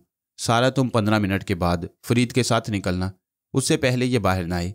ये कहकर उसने बोतल और गिलास अलमारी में बंद किए ताकि फिर कोई जहर ना मिला दे। फिर वह बाहर चला गया। मैं जेब से सिगरेट निकालकर सुलगा रहा था और दिमाग की स्क्रीन पर उकाब को देख रहा था। सारा ने पूछा, तुमने पहले क्यों ना बताया कि तुम्हारे अंदर ये सलाहियत है? क्या वाकई तुम पप्पा तक पहुंच जाओगे? अगर पहले बता देता तो तुम्हें यकीन ना आता, जैसे अब भी यकीन नहीं आ रहा। उसने तायद में सर हिलाया। उसका बाप कैबिन से दूर अपने स्पीकर को जहाज चलाने का हुक्म दे रहा था।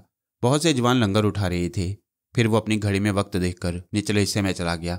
उसने सोच रखा था कि 15 मिनट पूरे होते ही जब मैं सारा के साथ कैबिन से बाहर जाऊंगा तो वो निचले हिस्से दूसरे जीने से वापस ऊपर आएगा, फिर अपने ही कैबिन में जाकर छुप जाएगा। उकाब के इरादे को समझ लेने के बाद मैं सारा की सोच पढ़ने लगा। मैं उसे नहीं देख रहा था, वह मुझे गहरी नज़रों से देखती हुई सोच रही थी। ये बहुत गहरा है। पहले पता चला कि यह मस्करा है और इसमें फुर्तीलापन है। फिर इसकी जहानत का पता चला। पप्पा से 2-2 हाथ करते वक्त इसने लड़ने के फ़न का मुजाहरा किया। अब सूंघने वाली हैरत अंगेज सलाहियत का मुजाहरा कर रहा है। पता नहीं इसके अंदर और क्या क्या छुपा हुआ है। ये तो समुंदर से भी ज़्यादा गहरा है। औरतें मर्द की ज़ाहिरी शख्सियत से मुतासिर होकर उसके बारे में सोचती हैं। सारा आम औरतों से मुख्तलिफ थी। वो एक मर्द की तरह मेरी सलाहियतों से मुतासिर हो रही थी। मैंने सिगरेट का धुआं छोड़ते हुए उसे देखा। उसने लिबास बदल लिया था, अब दूसरी पतलून और बुशर्ट में थी। मुझसे नजरें मिलते ही बड़ी आसानमंदी से बोली, तुमने मेरे पापा की जान बचाई है, मांगो क्या मांगते हो, मैं इनाम दूंगी। मैंने पूछा, क्या तुम हमेशा पतलून पहनती हो? हाँ। सोते वक्त पजामा पहनती हूँ। तो मेरी बात क्यों टाल रही हो? मैं तुमसे बहुत खुश हूँ, कोई इनाम मांगो। मैं मांगूंगा मगर तुम नहीं दे सकोगी। ऐसी क्या बात है, क्या तुम मुझे चैलेंज कर रही हो? मैंने घड़ी देखकर कहा, 15 मिनट हो चुके हैं। वो मेरे साथ कैबिन से निकलती हुई बोली, मेरे बस में होगा तो मैं वो इनाम ज़रूर दूंगी, जल्दी बोलो, मुझे उलझन हो रही है। मैंने फिजा में चारों तरफ सूंघते हुए कहा, तुम्हारे पापा जहाज के निचले हिस्से में हैं, आओ। फिर मैंने उसके साथ निचले हिस्से की तरफ जाते हुए कहा, मेरा इनाम ये है कि मैं तुम्हें ब्लाउज और स्कर्ट में देखना चाहता हूँ। ये क्या बकवास है? मैं औरतों का लिबास कभी नहीं पहनती। मैं पहले ही कह चुका था कि तुम मुझे इनाम नहीं दे सकोगी। वो गुस्सा से बोली, ये भी कोई इनाम है? तुम अपने लिए कुछ मांगो। मैं अपनी निगाहों की आसूदगी के लिए मांग रहा हूँ। मुझे कोई औरत पतलून में अच्छी नहीं लगती। मैं औरत नहीं हूँ। तुम्हारे इनकार करने से कुदरत की सनाई में तब्दीली नहीं आएगी। ये बहरी जहाज़ है, इसे तुम हवाई जहाज़ कहोगी तो कोई तस्लीम नहीं करेगा। मैं इस मौजू पर बहस नहीं करना चाहती। मैंने बहस खत्म कर दी। जहाज़ के निचले हिस्से के जीने तक आकर फिर मैंने बू सूंघने की अदाकारी की। उसके बाद कहा, तुम्हारे पप्पा अब ऊपर गई हैं। वो मेरे साथ ऊपर आई। जब मैं उसके पप्पा के कैबिन के सामने आकर रुक गया तो वो नागवारी से बोली, तुमने ख्वामखा दौड़ाया और अब फिर इसी जगह वापस आ गए हो। बताओ पप्पा कहाँ हैं? इसी कैबिन में हैं। क्या? वो दरवाज़ा खोलकर अंदर गई, फिर हैरानी से कभी अपने बाप को और कभी मुझे देखने लगी। उकाब ने पूछा, बेटे फरीद ने मुझे कितने कैबिनों में तलाश किया है? किसी कैबिन में नहीं पप्पा, आप नीचे गए थे, ये नीचे गया। आप यहाँ आई या सीधा इसी कैबिन में पहुँच गया? कमाल है, उकाब ने हैरानी से कहा। फिर वो अपनी जगह से उठकर मेरे पास आया और मेरे शाने पर हाथ रखकर बोला, तुम बहुत ही बाकमाल इंसान हो। तुमने मुझे एक नई जिंदगी देकर खरीद लिया है। मांगो क्या मांगते हो? कुछ नहीं। मैं कनखियों से सारा को देखते हुए बोला, यहाँ मांगने से कुछ नहीं मिलता। क्या मतलब? उकाब को मेरी बात बुरी लगी। मतलब ये कि सारा ने आपको नई जिंदगी की खुशी में मुझे इनाम मांगने के लिए कहा। जब मैंने मांगा तो इसने इनकार कर दिया। सारा ने पाँव पटक कर गुस्से से कहा, पापा ये फरीद का दिमाग खराब हो गया है। ये इनाम के तौर पर मुझे ब्लाउज और स्कर्ट पहनाना चाहता है। वो कहका लगाते हुए मेरे शाने पर हाथ मारते हुए बोला, यार फरीद तुम वाकई कमाल के आदमी हो। सारा इनाम देने का वादा कर चुकी है। ये खुद को मर्द कहती है, लिहाजा इसे एक मर्द की तरह अपना वादा पूरा करना चाहिए। मैं नहीं करूंगी। तुम्हारी मर्जी, उकाब ने कहा, मगर तुम जुबान हार चुकी हो। सारी जिंदगी फरीद का ये कर्ज तुम्हारे सर रहेगा। वो मुंह फेर कर चली गई। उकाब ने दरवाज़ा बंद करते हुए कहा, एकदम पत्थर है, टूट जाएगी मगर झुकेगी नहीं। वैसे तुमने इससे इनाम खूब मांगे है। इसकी एक आदत यह है कि जिस बात को पूरा नहीं कर सकती उसके लिए उलझती और सोचती रहती है। बहरहाल तुमने यहाँ आते ही हम बाप बेटी के दिलों को जीत लिया है। अब मैं तुम्हें कहीं जाने नहीं दूंगा। मैं यहाँ बेटा बनकर रह सकता हूँ। क्या आप मुझे पापा कहने की इजाज़त देंगे? उसने खुश होकर मुझे देखा, फिर कहका लगाया, फिर मेरे शानों पर 2-4 ज़बरदस्त हाथ जमाए। वो इसी तरह अपनी मुसर्रतों का इजहार करता था। आखिर उसने मुझे गले लगाकर कहा, यह मेरी खुश नसीबी है कि बुढ़ापे में एक जवान बेटा मिल गया। आओ इसी खुशी में एक जाम हो जाए। ओह मगर तुम तो पीते ही नहीं। क्या तुम सचमुच नहीं पीते? मैं इनकार में सर हिलाते हुए कुर्सी पर बैठ गया। उसने अपने लिए एक पैक बनाते हुए कहा, मेरी भी क्या तकदीर है, एक बेटी है। वो औरतों जैसा काम नहीं करती। अब एक बेटा मिला है, वो मर्दों जैसा काम नहीं करता। ना शराब ना शबाब, ये भी कोई बात है। मैं हंसने लगा। वो 2 घूंट पीने के बाद बोला, ये तुमने क्या हुलिया बना रखा है? लो ये चाबियां, मेरी अलमारी खोलकर मेरे कपड़े और जूते पहनकर देखो। हांगकांग पहुंचकर तुम्हें ज़रूरत की हर चीज़ मिल जाएगी। मैं अलमारी खोलकर अपनी पसंद के मुताबिक कपड़े और जूते पहनकर देखने लगा। कपड़े मेरे बदन पर ठीक आ रहे थे, जूते कुछ ढीले थे। मौजे पहनकर जूतों में कपड़े का छोटा सा टुकड़ा ठोंसने के बाद वो पहनने के काबिल हो जाते। इस दौरान वो कह रहा था, प्रिंस मूडी मेरी लाश के साथ मेरी बेटी को अगवा करना चाहता था। अब मैं अपनी जगह उस ऑफिसर की लाश भेजूंगा। मैंने पूछा, उस लाश को किस तरह मूडी के पास भेजा जाएगा? हमारे पास गाड़ियां हैं, मेरे आदमी किसी गाड़ी में उसे डालकर प्रिंस के बंगले तक पहुंचा देंगे। मैंने कहा, पापा सिर्फ एक लाश भेज देने से प्रिंस का कुछ नहीं बिगड़ेगा। वो आपकी जान लेना चाहता है। उसे भी जानी और माली नुकसान पहुंचाना चाहिए। बेटे, मैं हांगकांग में एक मुअज़्ज़ज़ दौलतमंद समझा जाता हूँ। वहाँ हंगामे नहीं करना चाहता। आप तो उनकी नज़रों में मुर्दा होंगे, हंगामे तो हम करेंगे। कैसे? उसने दिलचस्पी से पूछा। आप प्रिंस मूडी की यह ख्वाहिश पूरी करें, लाश के साथ सारा को भी जाने दें। वो समझेंगे कि सारा अपने बाप की लाश लेकर जा रही है। वो उसे अगवा करेंगे। हम उनका पीछा करेंगे और देखेंगे कि वो सारा को कहाँ ले जाते हैं। उसने इनकार में सर हिलाकर कहा, यह अहमकाना मशवरा है। अगर वो डॉज देकर निकल जाएंगे तो हम सारा को भी ढूंढते ही रह जाएंगे। पता ही नहीं चलेगा कि मेरी बेटी को किस रास्ते से कहाँ ले जाया गया है। सारा गुम नहीं हो सकेगी। मैं उसकी बू सूंघते हुए दुश्मनों तक पहुंच जाऊंगा। वो चौंक कर मुझे देखने लगा। मैं तो भूल ही गया था कि तुम किसी को भी सूंघते हुए कहीं भी पहुंच सकते हो। तो फिर आप मेरी इस तदबीर पर अमल करेंगे? मैं सोच कर जवाब दूंगा। सारा को चारे के तौर पर आगे बढ़ाने से पहले दुश्मनों की ताकत पर गौर करना होगा कि हम उसे किस तरह कमज़ोर बना सकती हैं। मैं थोड़ी देर बातें करने के बाद उससे रुखसत होकर अपने कैबिन की तरफ जाने लगा। जहाज़ के अर्शा पर सुबह की धुंधली सी रोशनी फैल रही थी। दूर समुंदर के उस पार सूरज के तुलू होने का मंजर बड़ा ही खूबसूरत था। मैं इस मंजर से लुत्फ़अंदोज़ होने के लिए जहाज़ की रेलिंग के पास आया तो वहाँ मे यून खड़ी हुई थी। उसकी पुश्त मेरी जानिब थी और वो किसी सोच में डूबी हुई थी। ये मैं अच्छी तरह जानता था। मैं ठिठक कर सोचने लगा कि क्या करूं, उसकी दीवानगी कैसे दूर करूं। वह सूरज और समुंदर को देख रही थी। मैं दबे कदमों वापस मुड़कर कैबिन की तरफ जाने लगा। मैं तेज़ी से आगे बढ़ने लगा और सारा के कैबिन के सामने ठहर गया। फिर मैंने दरवाजे पर दस्तक देते हुए अपना नाम बताया।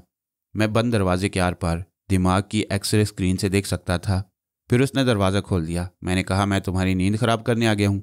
वह मुस्कुराकर बोली, कोई बात नहीं, अगर तुम्हें नींद नहीं आ रही तो चलो सुबह का मंजर देखें। मैं सुबह का मंजर देखने नहीं, सोने के लिए आया हूँ। क्या? वो हैरत से बोली, क्या तुम यहाँ सोने आए हो? यहाँ नहीं, अपने कैबिन में सोना चाहता हूँ, मगर सोने से पहले मेरा मतलब है कि मुझे तुम्हारी ज़रूरत है। मेरी ज़रूरत? तुम होश में तो हो? मैं होश में हूँ। अगर तुम मेरी मदद नहीं करोगी तो मैं सो नहीं सकूँगा। सारा ने मुझे गहरी नज़रों से देखते हुए कहा, तुम परेशान नजर आ रहे हो, इसलिए उल्टी सीधी बातें कर रही हो। अंदर आओ और इत्मीनान से बैठकर बताओ क्या चाहते हो। मैं अंदर आकर एक कुर्सी पर बैठ गया। उसने मुस्कुराते हुए पूछा, क्या मैं तुम्हारे सर पर ठंडा पानी डालूं? मैंने इनकार में सर हिलाकर कहा, नहीं, मगर मुझे ठंडक की ज़रूरत है। मे यून मेरी खोपड़ी गर्म कर रही है। ओह, मामला कुछ गंभीर है। हाँ, मैं चाहता हूँ कि उसकी मासूमियत बरकरार रहे, मगर वो मुझ पर बुरी तरह मर मिटी है। मेरे लिए अभी तक जाग रही है। तुमने देखा है कि वो कितनी हसीन है। मैं बार बार बहकने पर आमादा हो जाता हूँ। तुम मुझे बहकने से बचा सकती हो। बचाना क्या है, तुम अपने कैबिन का दरवाज़ा अंदर से बंद करके सो जाओ। वो दस्तक दे तो आवाज़ ना देना। सारा, ये बात तो मेरे दिमाग में भी आ सकती है, मगर मैं कैबिन के अंदर बंद होकर सो भी नहीं सकूंगा, क्योंकि मेरे अंदर वो भड़क रही है, यानी कि आग। जब तक तुम मेरे और मेयून के दरमियान दीवार नहीं बनोगी मुझे नींद नहीं आएगी। मुझे खुशी है कि तुम बहकना नहीं चाहते। बताओ मैं किस तरह दीवार बन सकती हूँ? सारा ने खुश होकर कहा।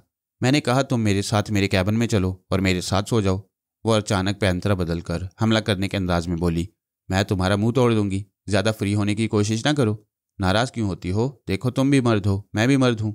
दोनों साथ सोएंगे तो किसी का कुछ नहीं बिगड़ेगा। मैं ये सोचकर सो जाऊंगा कि तुम दीवार बनी हुई हो, मेयून के पास जाने नहीं दोगी। बकवास कर चुके, अब जाओ यहाँ से। यानी तुम मजबूर कर रही हो कि मैं उसके पास जाऊं? वो सोच में पड़ गई। कुछ भी हो, वो एक औरत थी, इतने दबीज खोल के अंदर छुपी हुई थी कि खुद उसे अपने औरतपन का पता नहीं चलता था। मैंने उसे अपने कैबिन में दीवार बनने के लिए कहा तो उसकी सोच की गहरी तह में एक चिंगारी उड़ी, मगर जल्द ही राख तले दब गई। फिर उसके दिमाग ने कहा कि फरीद को मेयून के पास नहीं जाना चाहिए। क्यों नहीं जाना चाहिए? इस सवाल ने उसे फिर जरा सा उलझा दिया। वो ये मानने के लिए तैयार नहीं थी कि उसमें औरतों वाला हसद का जज्बा है। उसने सोच के पहलू को बदल कर कहा, मेयून एक नादान लड़की है, उसे अपनी मासूमियत और पाकीज़गी के साथ घर लौटना चाहिए। मैं चुपचाप उसके उलझे हुए ख्यालात पढ़ता रहा। वो इस तरह उलझ गई थी कि मेरी मौजूदगी को भूल गई। मैं उठकर जाने लगा तो वह चौंक कर बोली, कहाँ जा रही हो? जहाँ मुझे जाना चाहिए। मैंने एक सरदा भरकर गोलमोल सा जवाब दिया। ठहरो। वो दरवाजे पर रास्ता रोककर खड़ी हो गई। तुम मेरे कैबिन को अंदर से बंद करके सो जाओ। ये कहकर उसने दरवाजे को बंद कर दिया। वो इस इरादे से चली गई कि मेयून को बहला फुसलाकर सुला देगी, फिर मेरे कमरे में जाकर सो जाएगी। अगर मेयून वहां जाएगी तो मेरी जगह सारा को देखकर मायूस हो जाएगी। मैं दरवाजे को अंदर से बंद करके सारा के बिस्तर पर लेट गया। उस वक्त 5:30 हो चुके थे। मैंने सोनिया से राब्ता कायम किया। वो आध घंटा पहले बुकारेस्ट पहुंच गई थी। वो एक शानदार कोठी के पोर्टिको में कार से उतर रही थी। उसके सामने 2 मुलाजिम बादब खड़े हुए थे। फिर वो काफिले के लीडर की रहनुमाई में कोठी के अंदर जाने लगी।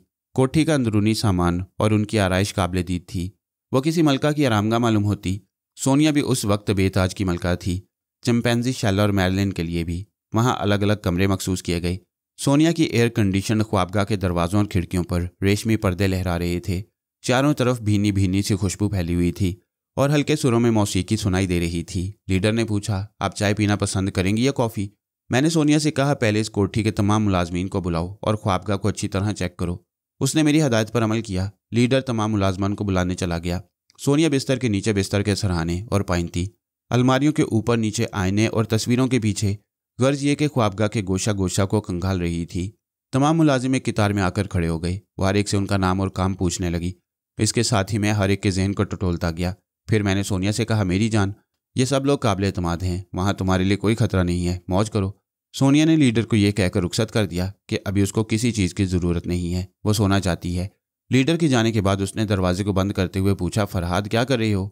कमारा सो रहा हूँ। वो हंसने लगी, फिर बोली, मुझे यकीन नहीं आ रहा कि आजकल तुम इतनी शराफत से ज़िंदगी गुजार रहे हो। इस वक्त कहाँ हो? मैं उसे तमाम रूदात सुनाने लगा।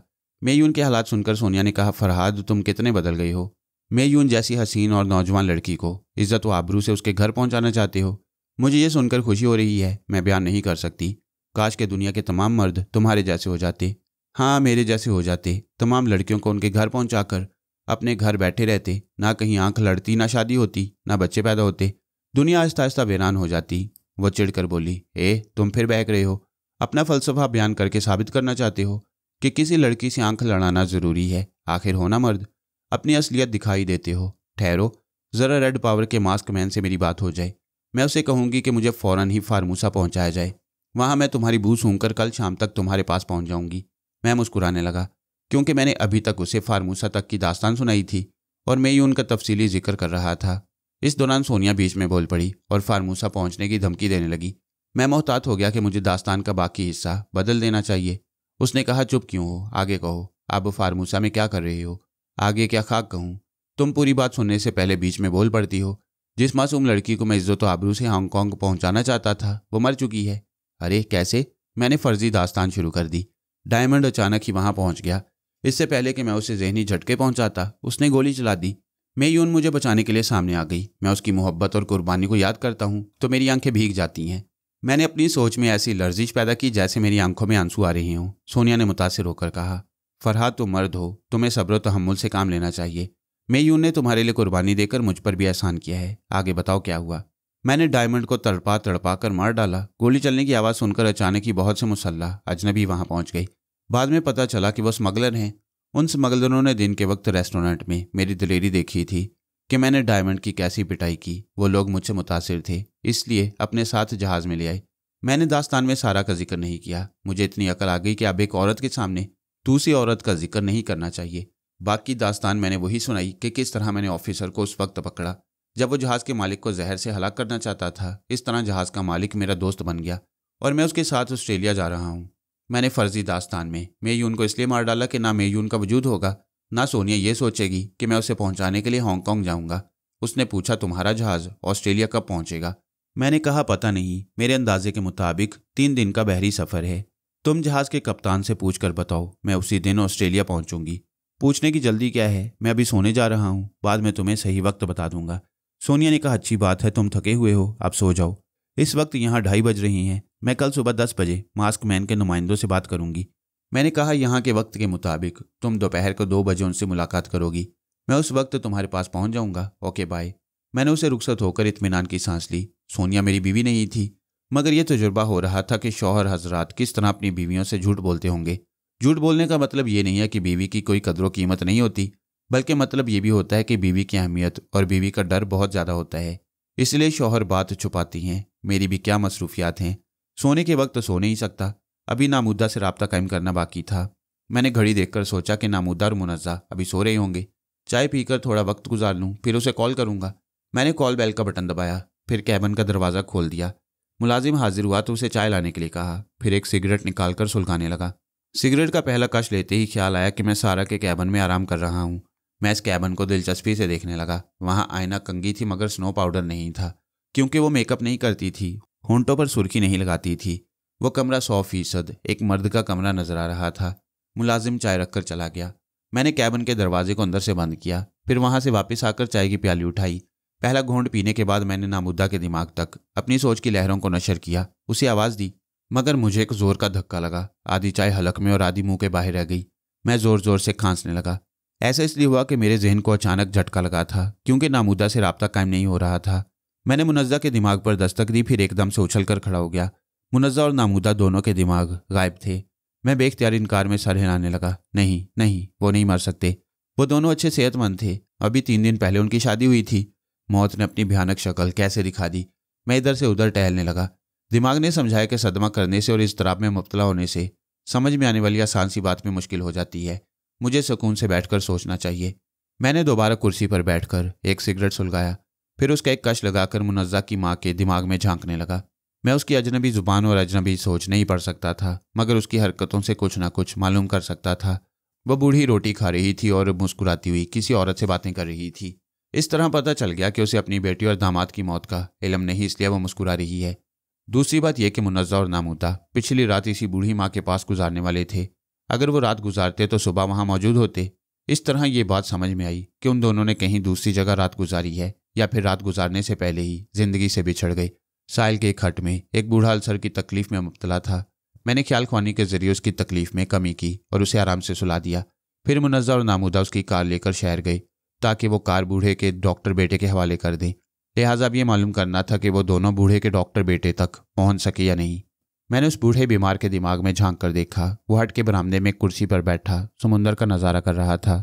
हट के सामने उसकी वही कार खड़ी हुई थी जिसे नामुद्दा शहर ले गया, ताकि उस बूढ़े का बेटा इस कार में बैठकर अपने बाप का इलाज करने आए।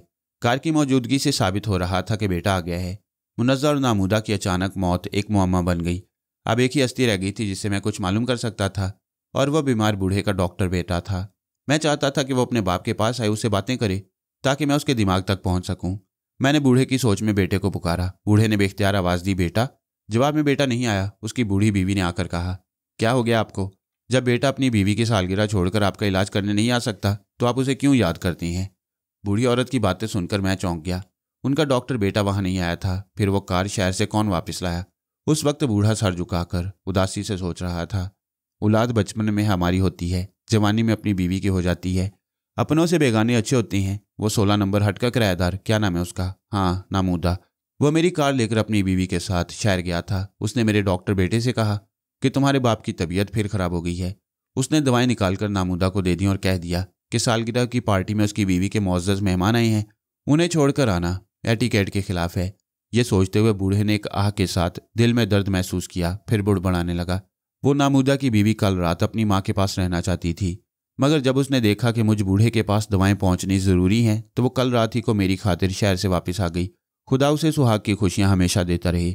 अभी मैं 16 नंबर हट में जाकर नामुद्दा और उसकी बीवी का शुक्रिया अदा करूंगा। बूढ़े की बुड़बुड़ाहट सुनते ही मेरे दिमाग में सनसनाहट होने लगी। ये पता चल गया कि नामुद्दा और मुनज़्ज़ा की मौत 16 नंबर हट में वाक़ई हुई है। और पिछली रात डायमंड मुझे उसी हट में कत्ल करने का मंसूबा बना चुका था। मैंने सख्ती से दोनों हाथों की मुट्ठियां भींच लीं। ये बात समझ में आ रही थी कि 16 नंबर हट में उन दोनों पर क्या गुजरी है। मैंने डायमंड के दिमाग में छलांग लगाई। वो साहिल पर मुझे और मेयून को तलाश कर रहा था। रेस्टोरेंट के सामने खड़ा दूर तक देख रहा था और सोच रहा था, क्या मेयून उस नौजवान के साथ कहीं भाग गई है? मेरे चेहरे के जख्म बड़े तकलीफ दें हैं। मैं उन्हें तलाश करने कहीं दूर नहीं जा सकता। मैंने उसकी सोच में कहा, मुझे 16 नंबर हट में फिर एक बार जाकर देखना चाहिए, शायद वो दोनों आ गए हों। उसकी सोच ने इनकार किया, नहीं, मैंने एक मियाँ बीवी को कत्ल कर दिया है, वहाँ उनकी लाशें पड़ी हुई हैं, मुझे वहाँ नहीं जाना चाहिए। मैं गुस्से में कांपते हुए उठकर खड़ा हो गया। मुनव्वर नामूदा का कातिल मेरे सामने दिमाग की स्क्रीन पर मौजूद था। मैंने गुस्से से उसकी सोच में चीख कर कहा, मैंने उन्हें क्यों कत्ल किया? मेरे चीखने से उसके दिमाग में झुंझुनाहट सी हुई। वो बौखला कर बोला, मैंने कत्ल क्यों किया? वो दोनों मियाँ बीवी बिस्तर पर थे। अंधेरे में मैंने समझा कि वही मेरा दुश्मन है और उसके साथ मेयून लेटी हुई है।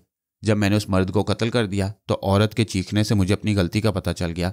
मैंने उस औरत को खामोश करने के लिए मजबूरन उसे भी कत्ल कर दिया। मैंने गुस्सा से कांपते हुए कहा, शैतान की औलाद, मैं तुझे तड़पा तड़पा कर मारूंगा।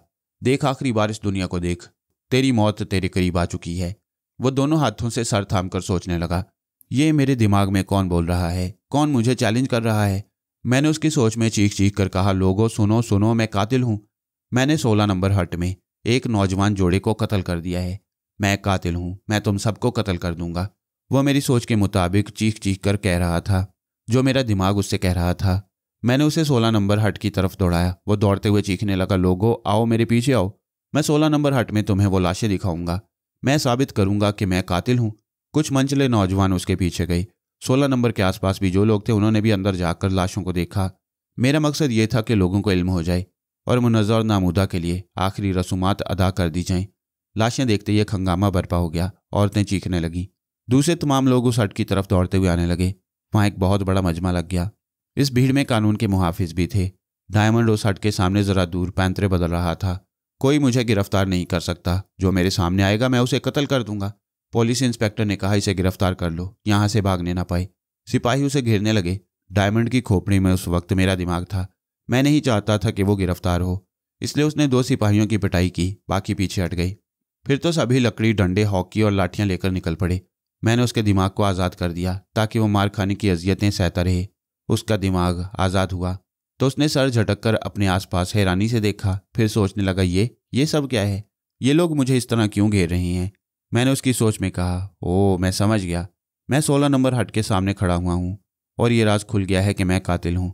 वो चारों तरफ से घेरने वालों को देखते हुए सोचने लगा, हाँ, अभी कुछ ख्वाब की सी कैफियत थी या जुनून था। मैं दौड़ रहा था और चीख रहा था, जो कुछ भी हो, ये लोग मुझे जिंदा नहीं छोड़ेंगे, मुझे भागना चाहिए। वो एक तरफ से बचकर भागना चाहता था मगर उसके सीने पर एक लाठी पड़ी। वो चीखता हुआ लड़खड़ाया तो पीछे से भी हमला हुआ। वो दाएं तरफ भागने लगा, फिर बाएं तरफ मुड़ गया। फरार का रास्ता कहीं नहीं था। हर तरफ से ऐसे डंडे पड़ रहे थे कि खुदा याद आ रहा था। जब वो मार खाते खाते निढाल हो गया और बर्दाश्त की कुव्वत ना रही तो मैंने सोच के जरिए और संभाला। समुंदर की तरफ भागने के लिए कहा। उधर भी रोकने वाले मौजूद थे, लेकिन वो मार खाता हुआ उनके दरमियान से निकलता चला गया। लोग अब दूर दूर तक फैल गए। उसे समुंदर की तरफ भागने के लिए छोड़ दिया, क्योंकि वो जानते थे कि वो वापस आएगा या फिर लहरें उसे साहिल पर पहुंचा देंगी। उस वक्त लहरें साहिल से वापस आ रही थीं। वो मेरी हदायत के मुताबिक दोनों हाथों से गड्ढा खोदने लगा। रेतली ज़मीन को खोदने में वक्त ही क्या लगता है। 1.5 बालिश्त की गहराई तक खोदकर उसने अपना सर उस गड्ढे में डाला, फिर दोनों टांगे आसमान की तरफ उठाकर खड़ा हो गया। समुंदर की मुंह और लहरें चिंगारती हुई उस पर से गुजर गईं। समुद्री लहरों में कितनी कुव्वत होती है, इसका अंदाज़ा इस तरह लगाया जा सकता है कि मैंने उसके दिमाग में बैठकर आखिरी बार गर्दन की हड्डी टूटने का कर्ब महसूस किया। फिर उसकी खोपड़ी में अब्दी सन्नाटा छा गया। मेरे दिमाग की स्क्रीन पर से साहिल का मंजर बुझ गया। फिर वहाँ क्या होता रहा मैंने नहीं देखा, क्योंकि मैं अपनी आनजहानी बहन और उसके मुर्दा सुहाग की आखिरी रसूमात में शरीक नहीं हो सकता था। मैं बोझल कदमों से चलता हुआ कैबिन से बाहर आया, फिर रेलिंग के पास आकर खड़ा हो गया। जहाज में काफ़ी चहल पहल थी। वहाँ मर्दों के अलावा जवान औरतें भी नजर आ रही थीं, मगर मैं सबसे नजरें फेर कर समुंदर के नीले गदले पानी को देख रहा था।